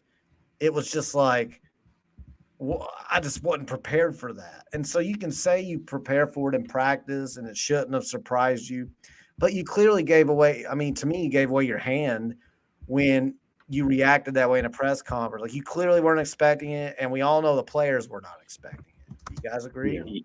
Yeah. I mean, I think that goes back into the UK rivalry comment about I only want to beat him by one. Meanwhile, your opponent's coach wants to bash your brains in. Like, you're admitting that you undersold. You didn't overlook, but you undersold the level of competitiveness of your opposition. And that's a huge red flag. And I think that is why that falls so high. And secondly, that's exactly where I was going. Secondly, Mike Woodson is not going down into the Hall of Fame of coaches of being masterminds. Okay. There's a lot of things to be said about that, but he's not going in that book. So, I mean, it is just to say that Mike Woodson tricked you is like Charlie Brown falling for the football with Lucy again. I mean, it's a bad look, man. It's a bad look. Yeah. What's up, Ty? What's up, Ty? What's up, boys? Ty's joined us. Yeah, this is hilarious and incredibly sad at the same time. Yeah. The funny thing about this 2-day period is this was like the most excited I had watching U of L basketball in like 2 years. And we lost them both. But I remember being like, and at this time we didn't know how bad Indiana and Texas were, although we should have. But like, we lost on a last second lucky shot to Texas. And then we were up by 12 points against Indiana and looked completely like the better team. And then Kenny got tricked. And instead of being a coach, can you imagine if this happened under a Rick Pitino, what he would do in the post game? It would be ugly. He would be cussing. He would be pissed. But it all seemed like a joke to Kenny because he got tricked, and that was funny, I mean, and that encapsulates what is my biggest problem with the Kenny Payne era is there never seems to be any sense of urgency, any sense of self-awareness, or any type of I'm pissed that we aren't playing well or that we didn't win. Yeah, it just never seems to quite register the way somebody that's being paid $4 million it should register. It just doesn't. It does not get there. Yeah. Ty, what are your thoughts? The tricked me one is definitely one of my favorites. What an all-time just insane quote. There's so many crazy quotes from post-game pressers, and I don't think we'll ever forget that one. We're never going to forget that. No, that's a catchy one. That's like the Earl on campus. That is going to live forever. I'll be telling my son in a few years, you won't believe what Kenny said after this game. I mean, there's just so many memorable quotes from pressers, and this is number 6. It's high up on the list for that reason alone. We'll keep going here, and we're glad Ty could join us. All right, number 5. I wouldn't miss this. Number 5, Lenore Ryan. So this game makes it all the way up to number 5 for a couple of reasons. One, it's an exhibition game. And 2, it's the very first game. So it's your first glimpse at what the Kenny Payne tenure is going to look like. It's the first, there's people that are excited. There's people that are juiced up and ready for basketball season. I'm going to be completely honest. There were so many red flags to me already leading up to this game. I still thought we'd blow them out, but I just wasn't really very excited about the way things were going. But then this game here happened. And I believe we lost this by like 10 or 12 points, didn't we? Mm-hmm. Like I it think wasn't even you're like right. it was like a buzzer beater, which would have been bad enough. It wasn't like we won by 3 points, which would have been bad enough. They pulled away in the second half. They pulled away. We got beat by double digits on our home floor in his very first game. And if you don't see that as a problem, like right off the bat, like that, usually when you go into a brand new coaching tenure, the players are like, I want to show out. I want to rep this coach. And when they went out there that game, it just looked like they didn't give a shit. Yeah. And I was just 57 to 47. 50. See, I thought it was about 10 points. And I was just like, sad. I just couldn't believe it. And that's why, like, I know some people are like, he tricked me, should have been in top 5. But I think when you start to see which ones made it, it's like you couldn't put it above this. There's no way. Because, we lost IU and we should have won that game. It was a silly quote. But like this here, you don't have to say a word after the game. And it's way worse. Yeah. Yeah. I mean, this is I wasn't on your level, Kyle, of skepticism. Anytime you make a coaching change, I think it brings some excitement into the fan base. So, this was the first game. This was the first game of a new era of Louisville basketball. So it was something that even as an exhibition game, you look forward to. You want to see, how is this team going to play? What type of style is Kenny going to bring to the court? And the end result is scoring 44 points against a freaking NAIA school. There's times when Rick Pitino was the coach here, and I know I'd say when Rick was here, I grew up on Rick Pitino basketball. But when Rick was here and we played exhibition games, Rick would that's when Rick would have the 2-a-days for practice, and he would practice hard to make our players tired for the game. So Rick Pitino exhibition games didn't always look great, but we still beat the inferior team by 20 plus points. Yeah. Kenny didn't have that excuse to my knowledge, and we lost by 10 points to probably one of the worst exhibition teams we've ever played. And this was the start of the era. This was supposed to, be the thing to get it going. And it got going with a dud. And that's when, after that, I said, my God, I think we hired the wrong guy. And before that, I had my skepticism. But after this, I was like, this is going to be a long couple years at least. Go ahead, Ross. Oh, yeah. You all kind of said everything. That was just horrible. And the funniest part is, it wasn't that game wasn't, remember, like, and I'm going to go back to the Pitino days too. Like the Pitino days, all the games were always on local channels, especially like the scrimmages and the exhibitions. You always could catch them. This game was on like ACC Network Australia or some shit. You couldn't find the game at all, and I'm kind of glad I didn't. And I just watched the highlights because, man, that was just a pathetic performance all around. And it really kind of showed us a glimpse into the future of how it was going to go. Sadly, I know none of us wanted it to go that way, but a lot of the games have also kind of been exactly like the Lenore Ryan one, just pathetic performances, lack of execution, no attention to detail, lack of organization. Yeah, no organization, just a sad performance. So let me tell you. This game is going to stand out in my brain forever.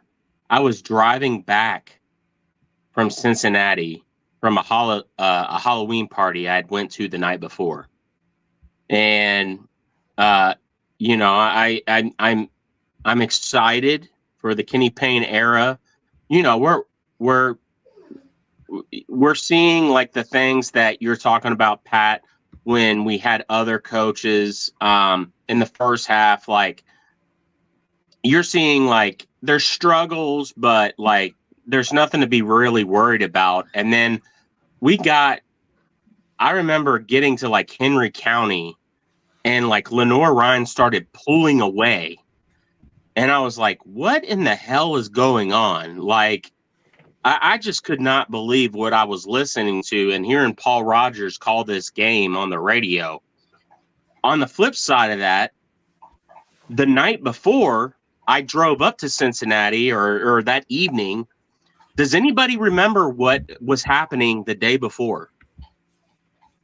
I think it was a big football game. Yeah. Yeah, it sure was. We were beating the hell out of Wake Forest, committing right. forcing them into like 7-8 turnovers and beating the hell out of them.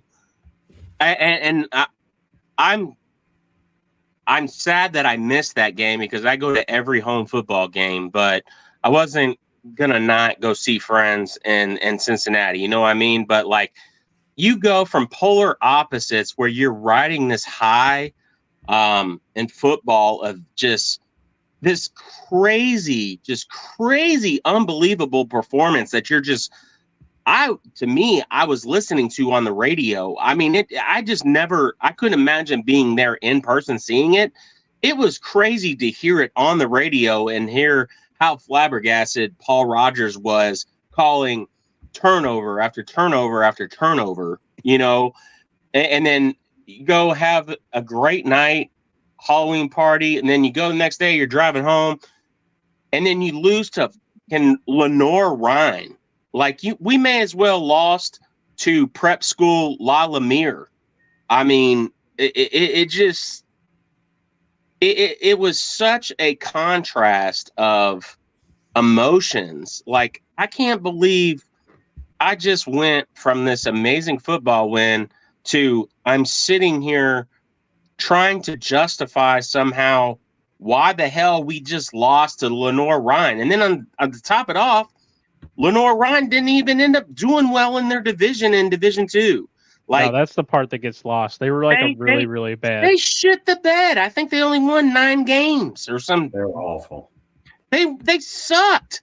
And they beat us by 10 points on our home court. Appreciate that, Desmond. Like and subscribe if you haven't already. Yeah, so please like the video for the algorithm, and please subscribe if you. I mean, it's just absolutely insane that's how the Kenny Payne tenure started, and that was a huge red flag. And a lot of us talked ourselves into just like moving past and just saying it was growing pains.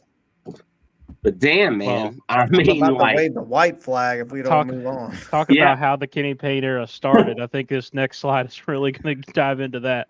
Yeah. Okay. So number 4, staying in New York. So I don't cue the music. I tried to figure out how many days exactly. Welcome to New York. And welcome to New York. I can't. I've tried to look.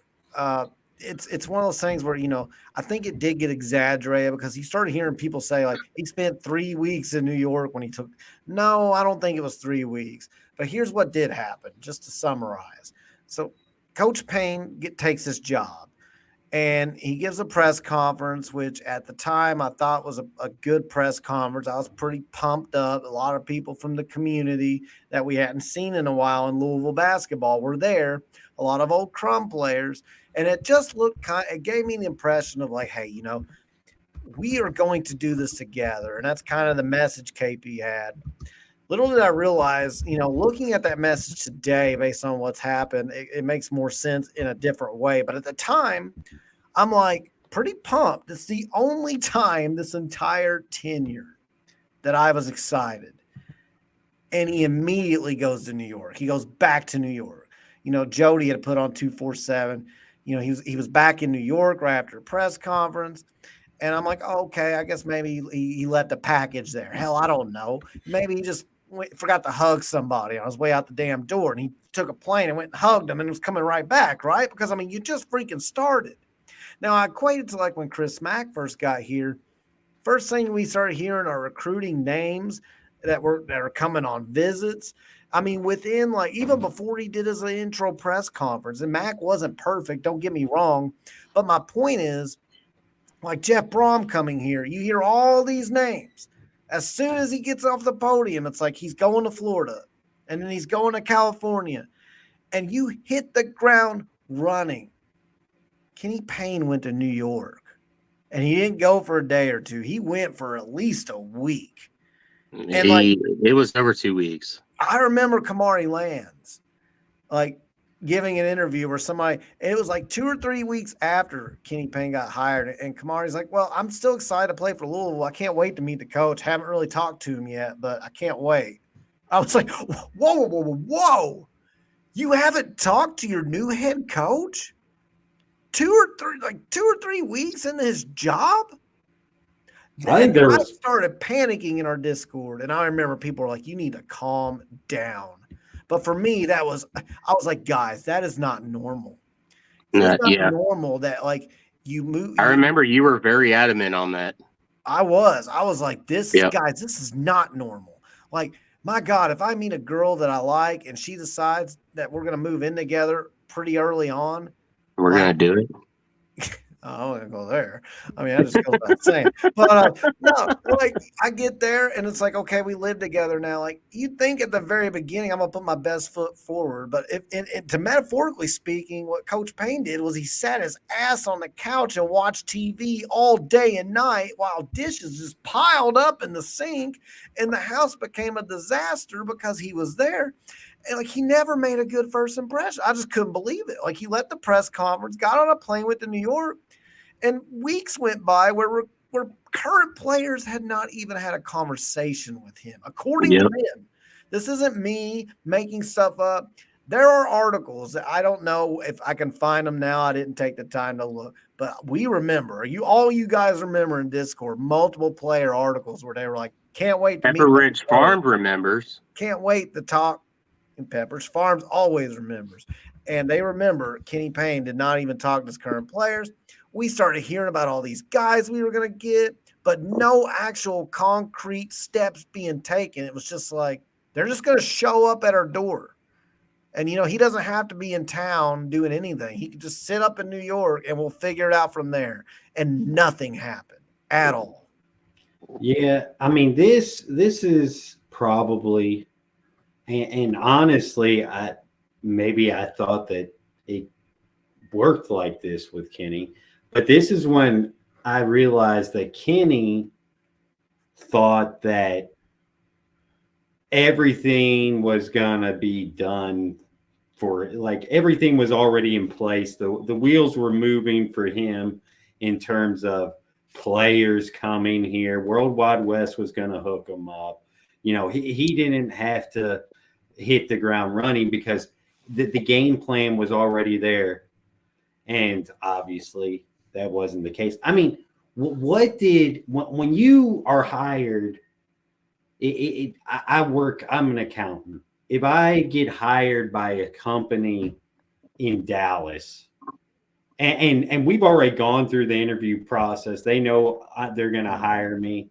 And they've given me my, 2 weeks to tell my employer and all that, which isn't how it works in basketball, obviously. But they're going to want me there the next day. Yeah. And they're definitely going to want me there within a couple weeks. That's a better example. Like, you get a new job in our field, you just, like, sit there. You just don't show up. You're just, like, out and about. They're like, oh, he's just hanging out. He's not look at all this. Look at all this vacation time I got.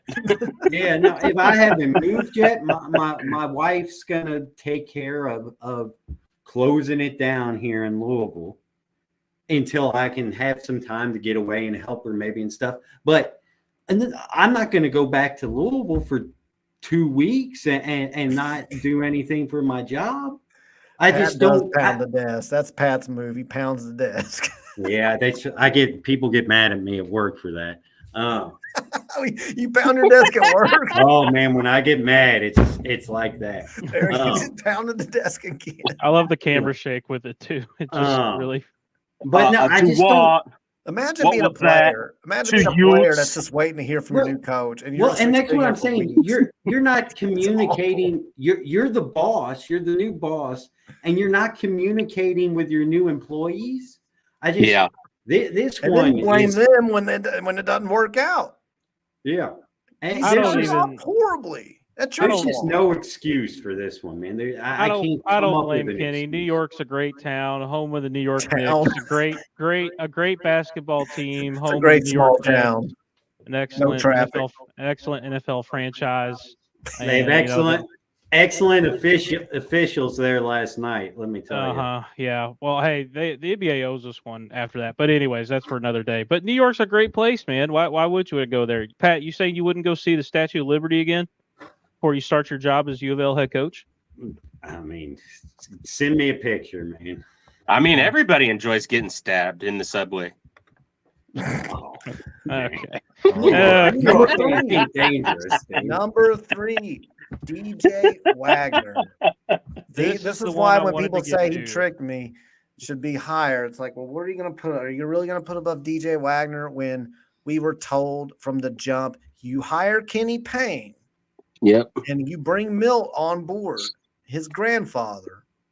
DJ Wagner's coming to Louisville. No questions asked. It doesn't matter that he was at UK. And so, of course, naturally, we hear all this DJ Wagner hype. And some of it was from very credible people that was like, yeah, he's definitely going to get DJ. And then we even saw the crystal ball predictions rolling in on recruiting websites. And then the real magic happened because the head coach went all the way. I believe it was Spain that they were playing in. And I think we sent Nolan, but we didn't send the head guy. Yeah. And I'm pretty sure, I am almost positive that's when the guys sent the message that he was a caddy at French Licks golf course. And that Coach Payne was golfing that day in French Lick.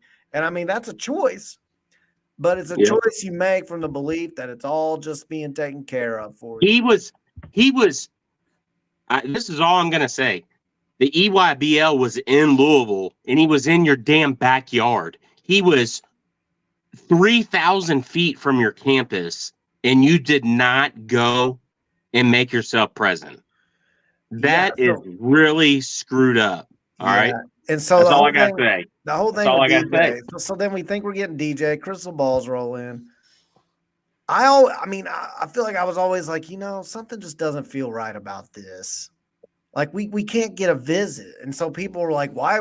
That was the argument, was like, why would he need to visit us when his grandfather's basically on staff? Now, he wasn't in an athletic department position, but it was a university position that dealt with athletes. So he had he had his own community job, and he was hired into the university selling couches. And you can't tell me it was just because they were friends and they thought they were going to get DJ Wagner. Everybody had pushed that we were going to get DJ Wagner. Yeah. And so then you don't hear anything about a visit. I'm like, guys, this isn't normal. Why is he not visiting? Then we hear he's visiting UK.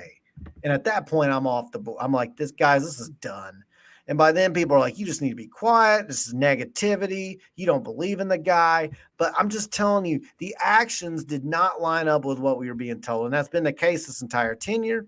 And it's the case with this year 3 BS about these recruits. The actions do not line up with what we're being told. So next thing you know, he not only doesn't commit to Louisville, he goes to a rival. And then what did the same people do? They turned around and they started gaslighting the fans that they told he was definitely coming. They started gaslighting and saying, why? He was never coming here. UK developed that relationship for years. You can't just expect him to come in and get DJ freaking Wagner. And he's a Nike guy. For his grandpa. You're never going to get him over Nike. Which, by the way, they told us those Nike connections were going to be helping us. Something else I never believed.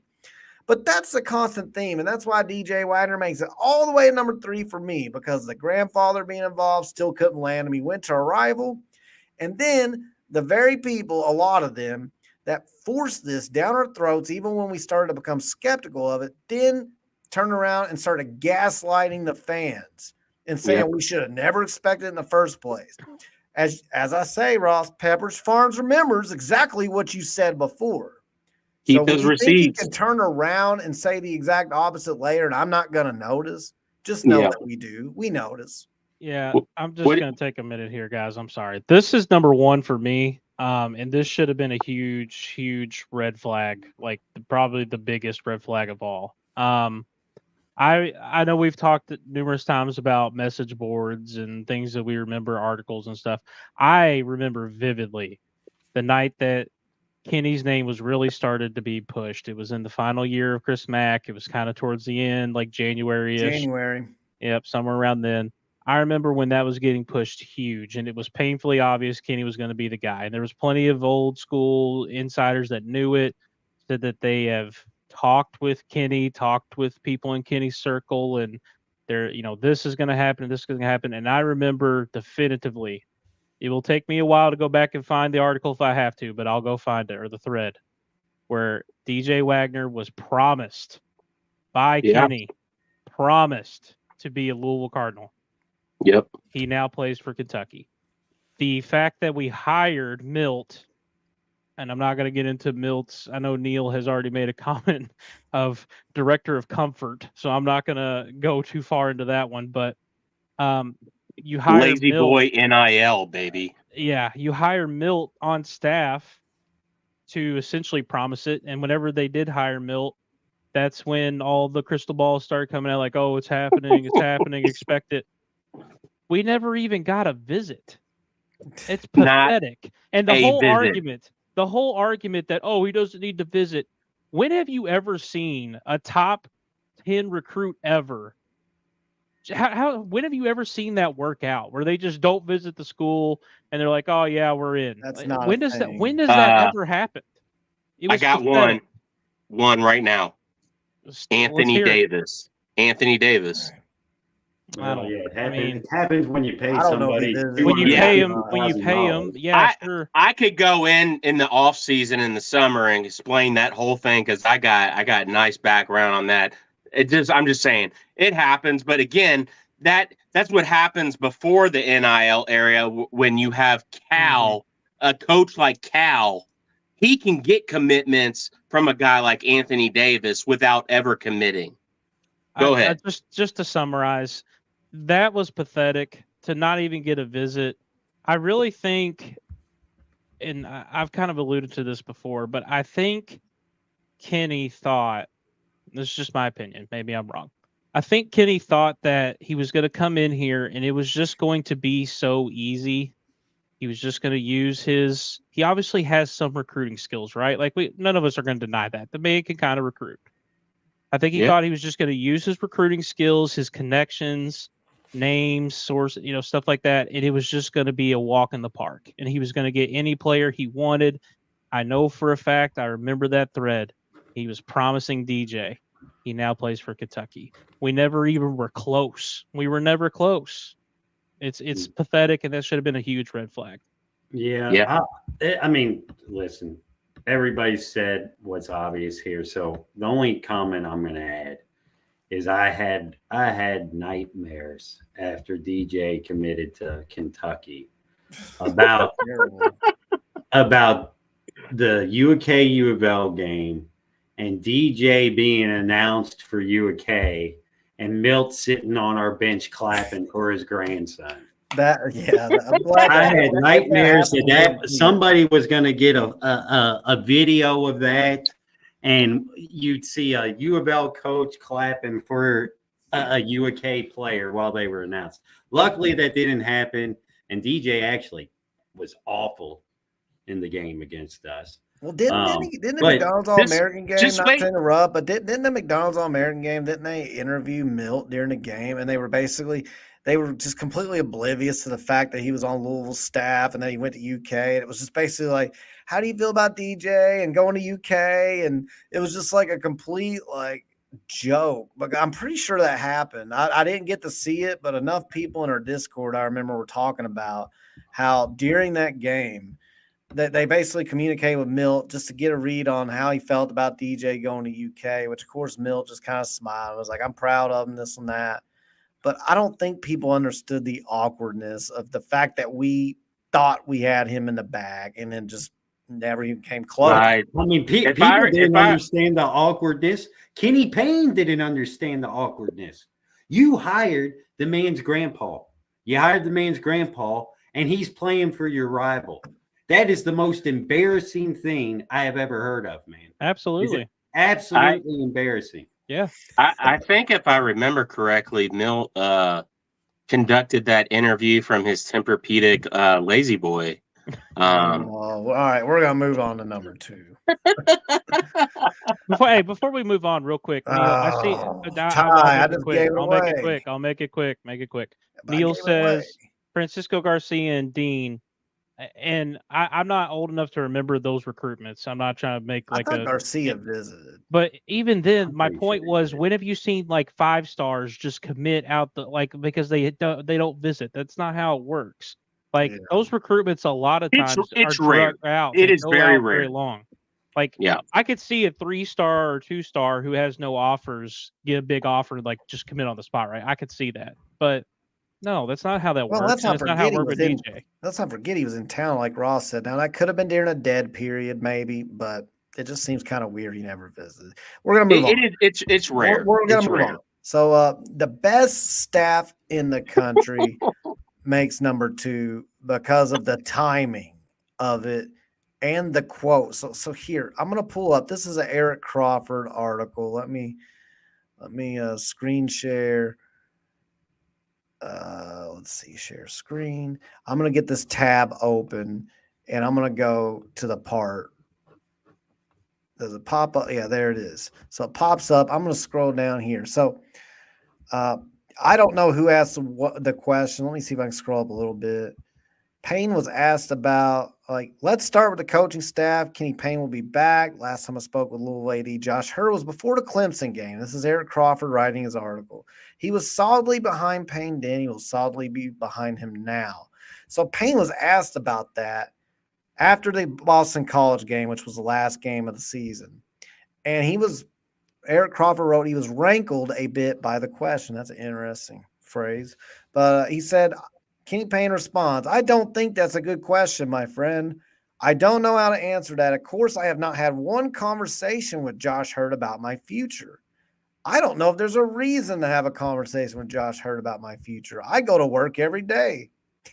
I love Josh, and Josh says he loves me. There's nothing to talk about. I've got a job to do. Now, mind you, this is after the worst season in arguably the history of Louisville basketball, and certainly since like 1940. So arguably the history of P5 basketball. Man. But if you think that's the bad part of the interview, no, that's the good part because it gets a lot worse. Asked about whether he'd make any staff changes. By the way, after going 4-28 again, Payne said, quote, I still don't understand the question, but I can tell you I have one of the best staffs in college basketball. I can tell you that they're unique individuals that have had so much success in this game. I can't believe you just asked that question because you're looking at guys that have accomplished more in their life as players. Forget coaching, which I don't understand that argument. Like, I've accomplished a lot in certain areas, and that doesn't mean a damn thing in a different area. So, okay, there's a lot of bad coaches that are great players. I mean, Patrick Ewing comes to mind. So anyway, he says their experience in life is why I hired them. They're great coaches, and they give these kids love every day. I mean, I don't even understand the question. Like, what is there to evaluate? I asked them to love the young men. That's why I hired them. To adopt their dreams, that's why I hired them. Nothing else. They did their jobs. They did a great job. I love my staff. So nowhere in there is there anything about winning games. Nothing. There's not, and he's shocked. He's shocked that people asked about winning games. He's absolutely shocked. I don't know even how to explain other than he clearly did not understand what the expectations were here, what the fan base expected, and why that is unacceptable. That's why it's number 2. It kind of explains itself when you read it word for word. The only thing that I would argue with in number 2 here is that should be the Russell Westbrook meme GIF right there. Yeah, that would be a good one. Yeah, I mean that's literally it. Like the fact that there was it was preposterous to say that there were staff changes needed I mean, we still to this day, 2 years later, we don't know what the hell Josh Jameson does. And like many others have said, he's done nothing to me. He's done nothing to us. What is his benefit on this staff? What is he doing? Like, is he a scout? Okay, he's a scout. Where are the results of that scouting? Like, what is he doing here? Like, how could you possibly say that there wasn't a change necessary? So, it like the higher we go on this list, it just there's less and less room for rebuttal. You know what I mean? It's just like it just goes. None of us are gonna like say, well, no, that's not deserving of the top 3 spot. Like it just. The only thing I have to say is like that should be Russell Westbrook in that picture. Yeah. Yeah.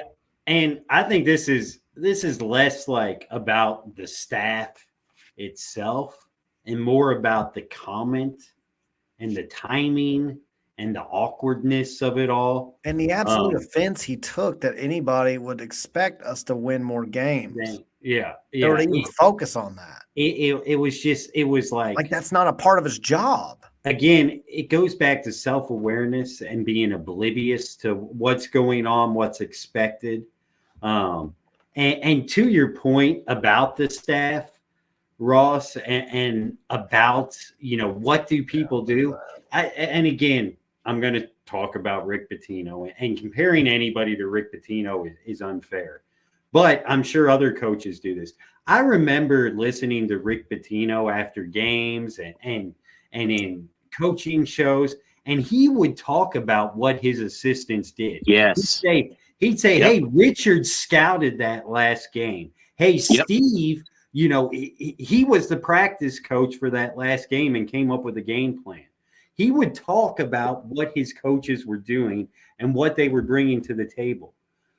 And Mick conducted practice while I was out on the road recruiting. Yeah, I mean, he would say stuff like that, and we never get a glimpse. And again, this is I want, as a fan, I want to be connected to the program, and you don't give me any type of details on your coaches and on the people who are running the program with you. So that's neither here nor there, but kind of to expand on what Ross was saying. But yeah, again, it's kind of like you just won 4 games, man, and you're offended that somebody's asking if you're worried about your job and if you've looked at your staff, you're perplexed that somebody's asking that. Either you're doing a good job of acting dumb to the issue, or you're just you don't understand the expectations here, man. And that was baffling. So real quick, Neil, first off, Mark Ennis commented that he can't stand. He has some little kids, nothing more. Agree with you, Mark. Thanks for being on, man. But Thank Neil you, says, if you read these quotes with no context, you have no idea he's a basketball coach. Like literally, if you just literally just don't even say it's from Kenny Payne, just literally take that quote. I've never thought about that, but that's exactly true. Hilarious. Like if you literally just like, I don't understand what the problem is. I ask these people to love on them. You think you were talking to like a youth opportunity center, like youth counselor, helping troubled young like kids. Like, what did you expect, man? Like, I'm all about touching these kids. Best staff in the country. They really love these guys. I would really think it was somebody that like worked in my field. I'd be like, well, hell be damned. Like, Mark, you're right. Mark, You're absolutely right, coach. Oh wait, coach of what? Oh, wait, you're a basketball coach? Mark says he talks like he's the team chaplain. Neil, that's hilarious, man. That is hilarious. Shout out Father Pat. All right. Did everybody give their thoughts on number 2 before we hit number 1? I think so. All right. Number 1, drum roll. I kind of gave it away because the slides flipped earlier. Just in case you haven't seen yet, number 1. Kenny Payne, mishaps. Hey, we're gonna pull a Christmas vacation. The Chronicles, number 1. And I will say the Chronicles I first saw from Mike Rutherford, which I know he's called Chronicles. So it was probably pretty easy for him. I'm not going to take credit for coming up with the word Chronicles. But This here, why are the Chronicles number one?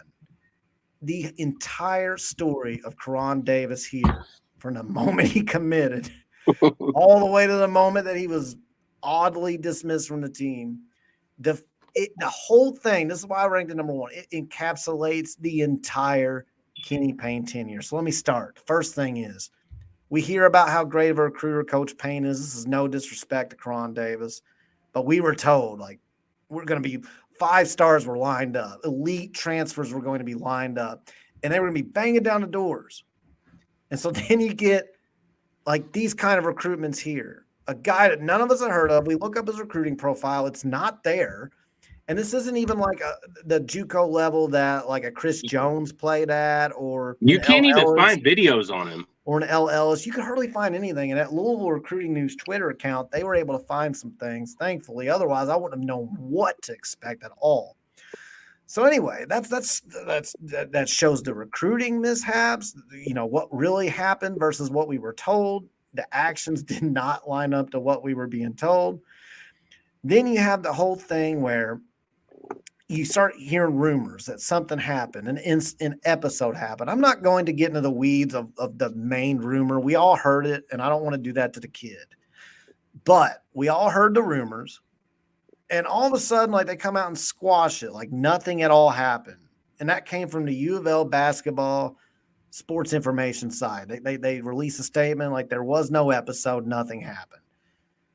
So then we get through and we're like, okay, all of a sudden we're hearing Karan Davis is not going to play. And we really don't know why. Is he hurt? Did something happen? What's going on? And all we get in every press conference is he's not in trouble. Karan is not in trouble.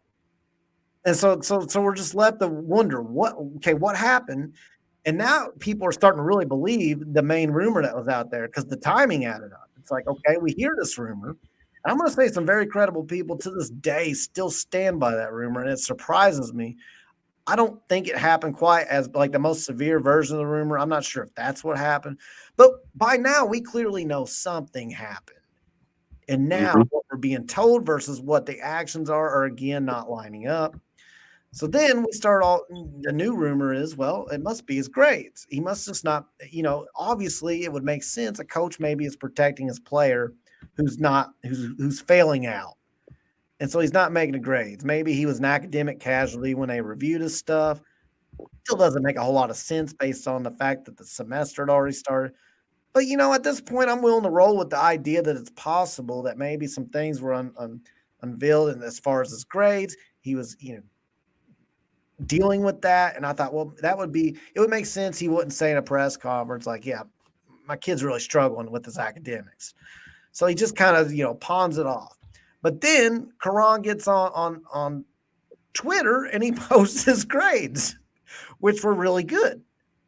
And then that's when the university comes out and says, Karan Davis, after speaking with the coaches or whatever it said, has agreed to transfer from the University of Louisville. And Karan himself gets on there and says, what?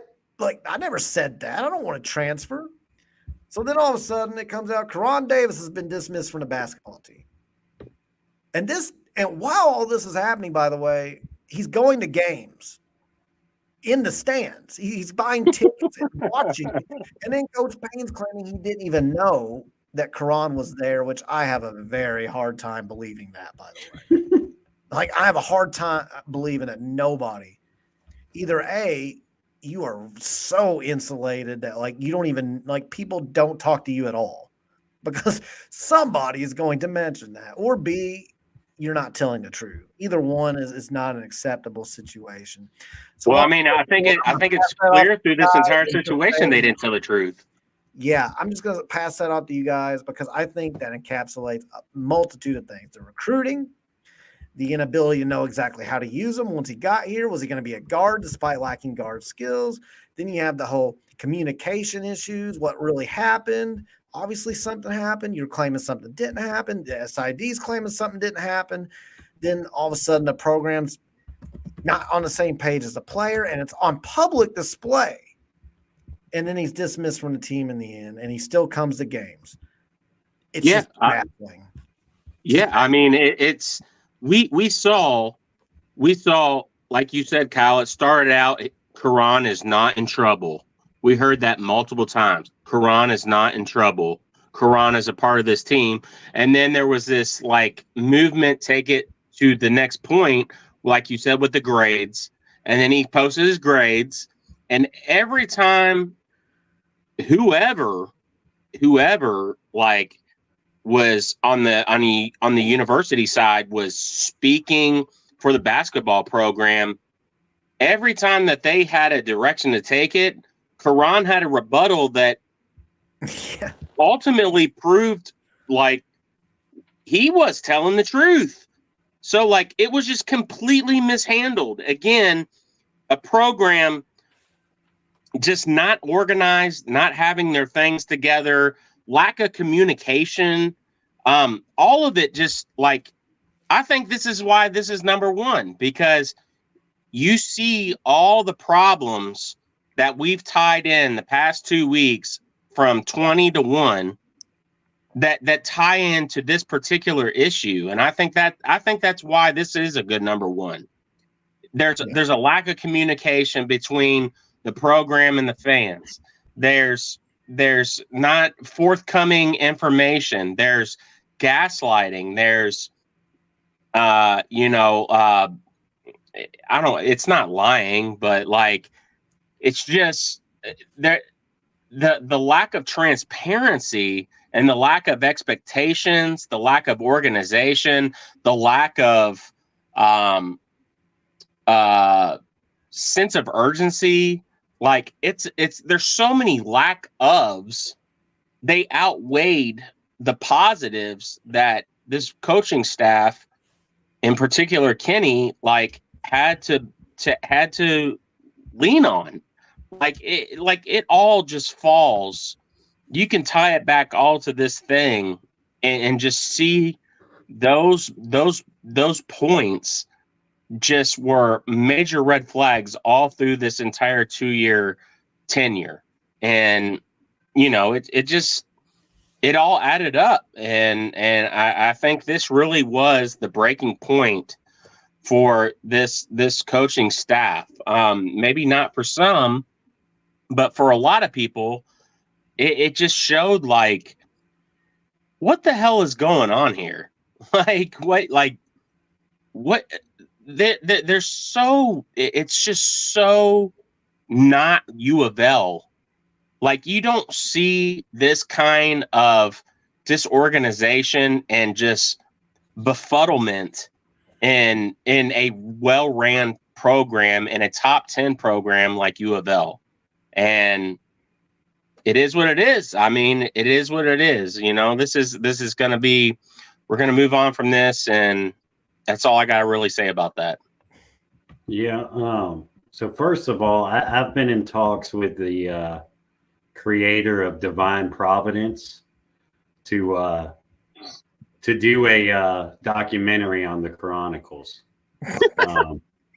And that probably goes over a lot of people's heads, but Divine Providence is a YouTube video that some amateur made, a documentary on Ed Cooley's time at Providence that caused a stir. I hope you like wearing orange, Pat. Yeah, don't let Jeff Goodman see your documentary. Don't let Jeff get on there. He's still mad about Mac. Yeah. Him and Mac can be buddies. That automatically puts him down in my book. But no, this Get ready to learn Chinese, buddy. This is number one, because this, in my opinion, other than straight wins and losses, this is the fireable offense, in my opinion. You lied about what happened here. You clearly lied about what happened, and you made the university look bad by doing it. We still really don't even know what happened, which we don't need to know, but it's been so botched that you kind of have to wonder at this point. Yeah, but you do know he lied. I mean, Yeah. He They lied lied. about They lied. the whole transfer portal situation. Yeah, they lied publicly before talking to. I don't know how they didn't think that wouldn't backfire.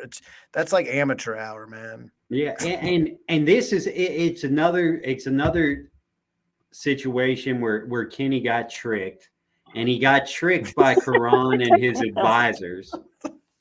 You know, to make us imagine they look asked him like about it crap. in a press car. He's like, Quran tricked me. Didn't I mean, transfer. Yeah, we know, guy. He's sitting 3 rows behind you eating popcorn. Yeah. Well, and it's just the spectacle behind this, and the fact that he couldn't, get this under control. Just again, it shows the lack of awareness. It shows the lack of leadership, and it shows the lack of control for a top 10 basketball program. And this is, I don't like to use the word circus, but this situation was a circus, man. At a top 10 basketball program, we had a week period where it was a circus, specifically a day. But I mean, you had national people making fun of the whole situation, and that happened often. But this was probably the most embarrassing. Let's see. And can I just add too, like, you have a situation where, like, I don't even know how I want to even like put this. Like, yeah. All right, come back to me. We'll come back. Let's go, Ty. Come on, Ty. What's up? No, Ross got me on the edge of my seat. No, you guys kind of said it all. It's kind of hard. Like, it's kind of hard not to feel bad for Cron in this situation. I really don't want to talk bad about the player, but I said this stuff back in the summer.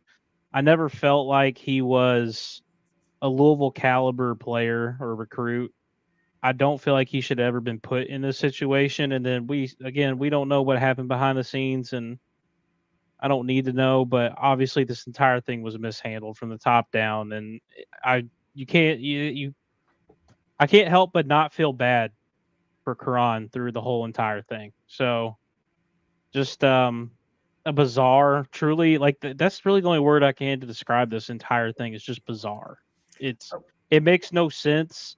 None of it made sense when he came out in the pressers and saying he's not in trouble. Like, what the hell does that even mean? We just want to know. Like, we're wondering if he's injured. Like, is there he's not in trouble? What the hell does that even mean? Well, he's not in trouble. So, I now that we've summed all these, or now that we went through the 20 between last week and this week from 20 to 1, I want to make this point right now with all the things we're hearing from the Bozich article. 2 recruits are lined up to commit here. Bullshit. We've heard all this before. Hypothetically, they can both commit tomorrow, and it won't change my mind because, one of them may leave in August. One of them may, you don't know what will happen. And then one of them will be misused. We're not hearing about guards. We're hearing about the same mold of player that we've continued to recruit over and over and over again. But here's the biggest point.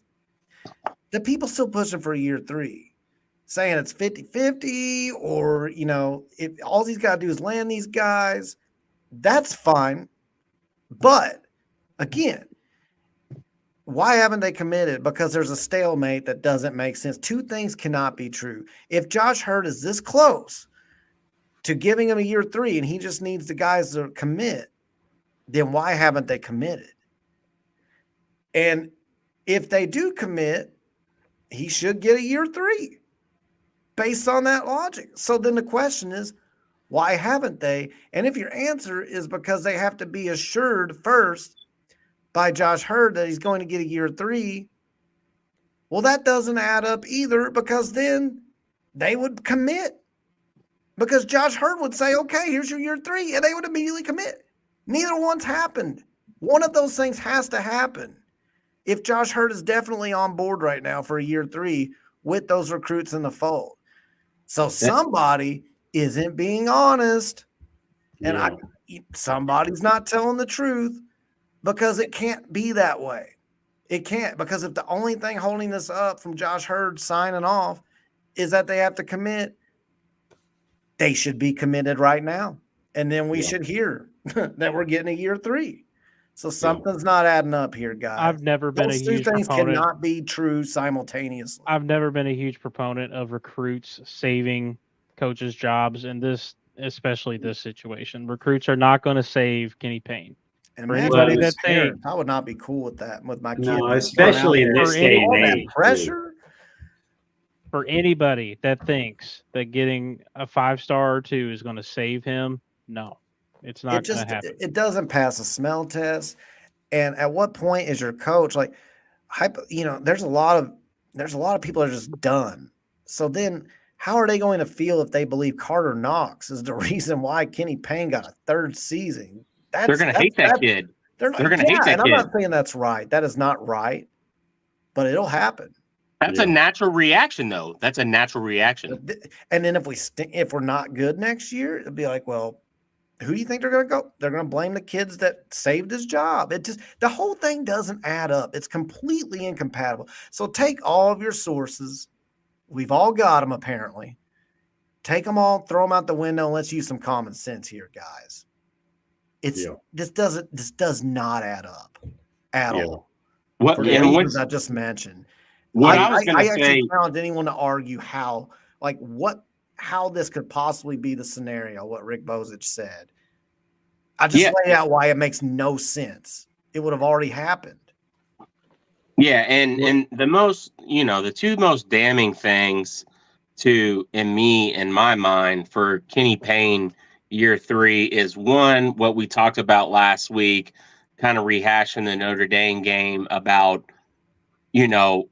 we've already talked about it again on this episode, but you have a year 1 coach, inferior talent, superior program, superior system, outcoaches Kenny and outcoaches him to a 22-point win.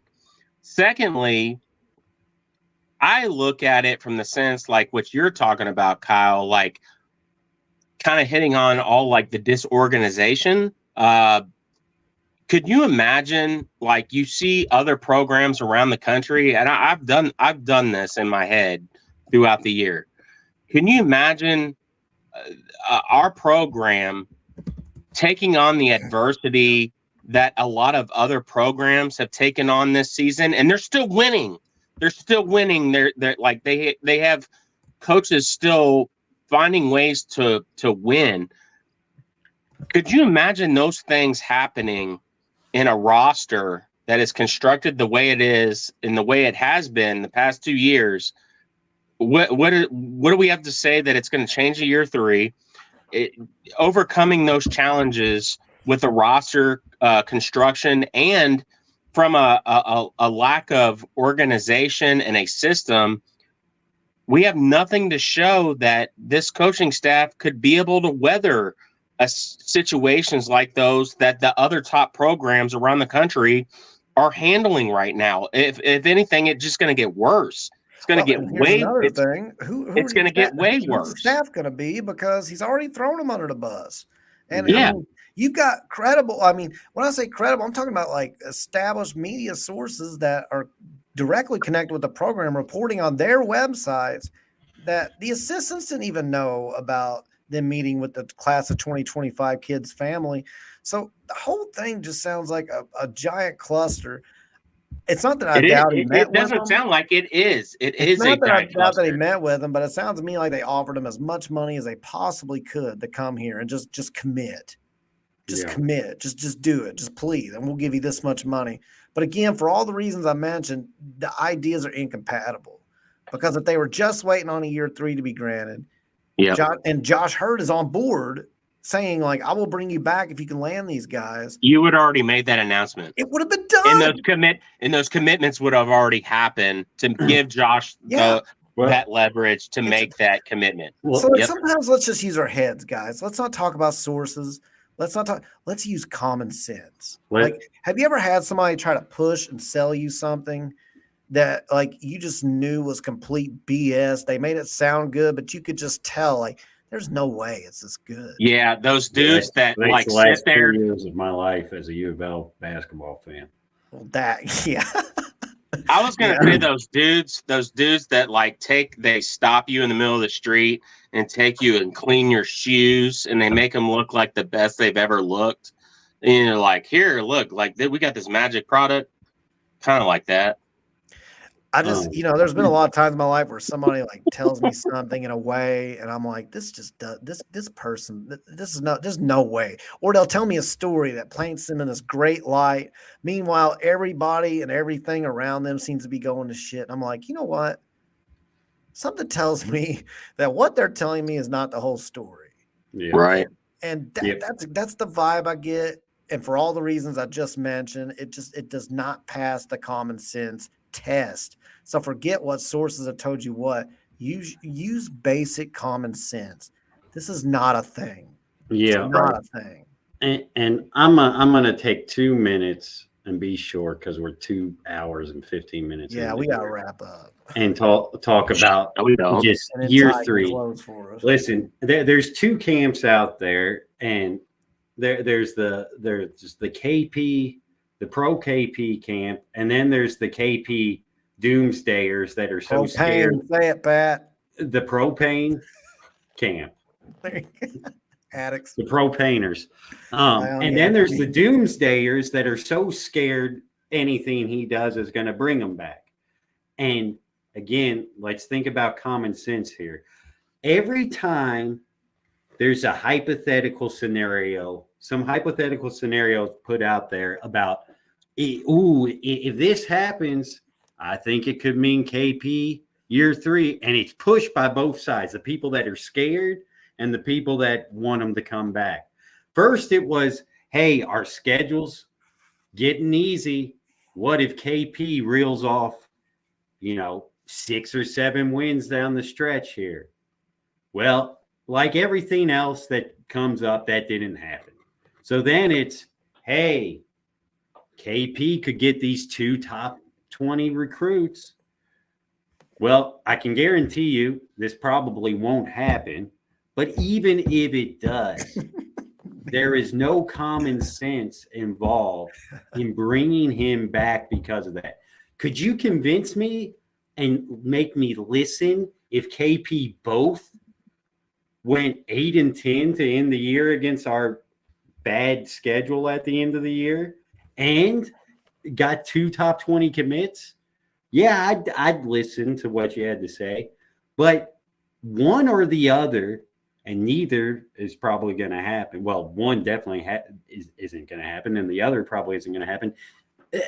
That doesn't in itself lend someone to convincing me that we even need to hear about a year 3. There should not even be any talk about a year 3 at this point. Mm-hmm. How many losses? How many losses in 2 years?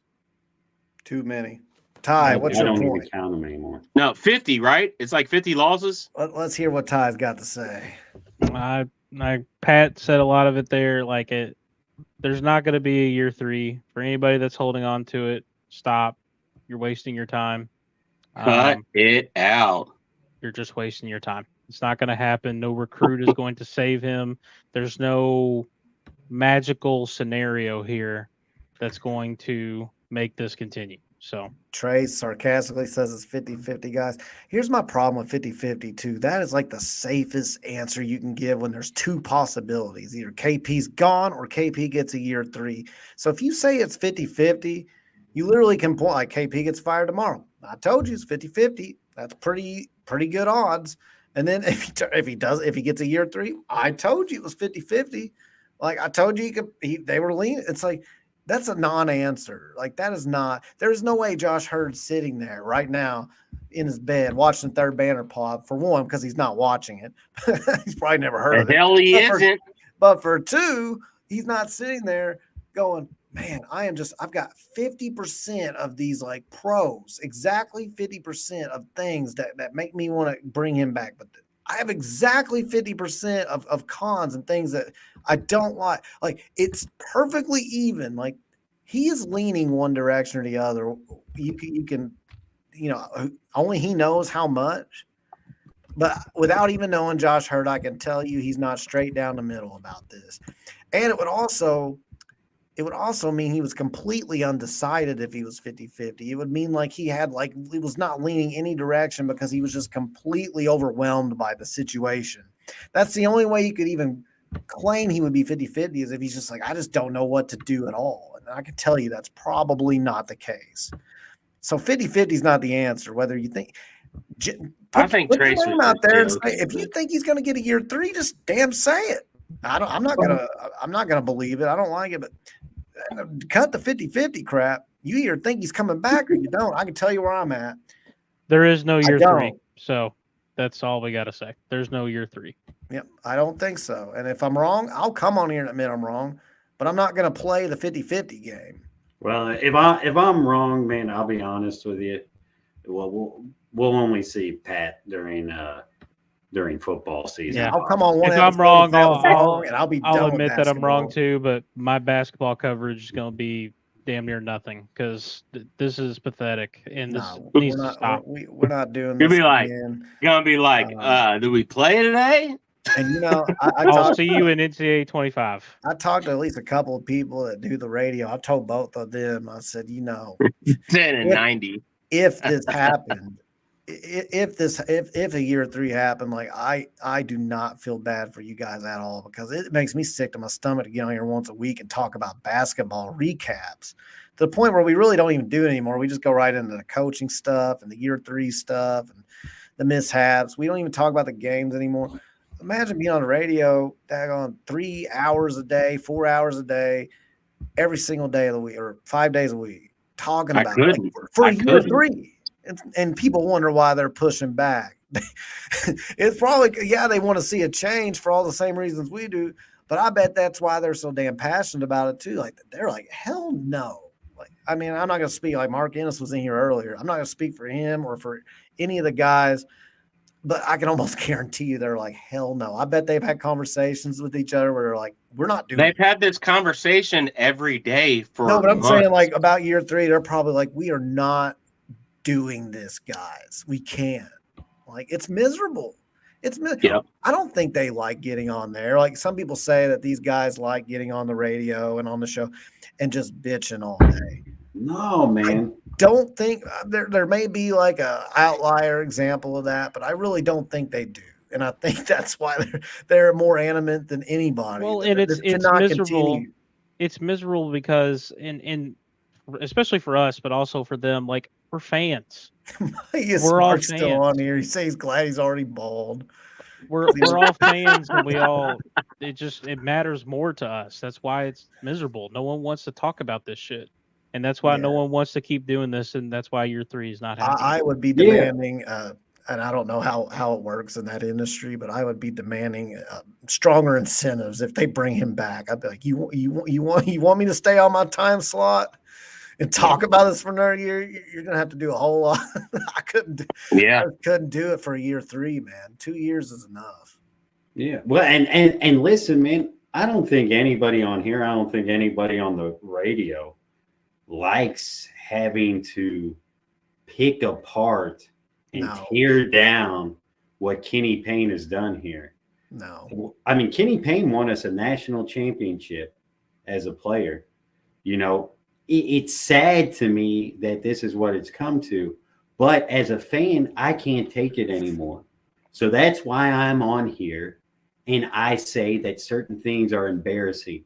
And certain things aren't up to our standard. It's not because I want someone to think that I think Kenny Payne is a bad person. I don't think that. He's just a bad coach. And I want to see a good coach leading our basketball program. So no one is bigger than the program. Basketball again. That's a good way to end the episode tonight, guys. Ty, did you have any last thoughts? I don't want to leave you out of that. I can't say that I do. Just make sure you tune in on Fridays. For our Friday streams and all the good shit, and we're having some fun stuff in the future. Yeah, definitely. If you haven't already, please like and subscribe. Like the video for algorithm purposes, so other people can find it that are interested in this content. And if you enjoy it, please subscribe. With that being said, guys, I appreciate you watching another episode of the Third Banner Pod. We will be back next week. I don't think we play next Wednesday for the first time in Millennium, so I think we will be on next Wednesday, barring some unforeseen situation. That's wild, weird stuff. We get Duke next. We don't have to talk about that. We'll just see if we can pull off a miracle. With that being said, guys, I'm going to end it with a go Cards. Go Cards. Go Cards. Guys, have your phones next to you tonight. Be ready just in case for inclement weather. Go Cards, go Kroger. All right, see you guys.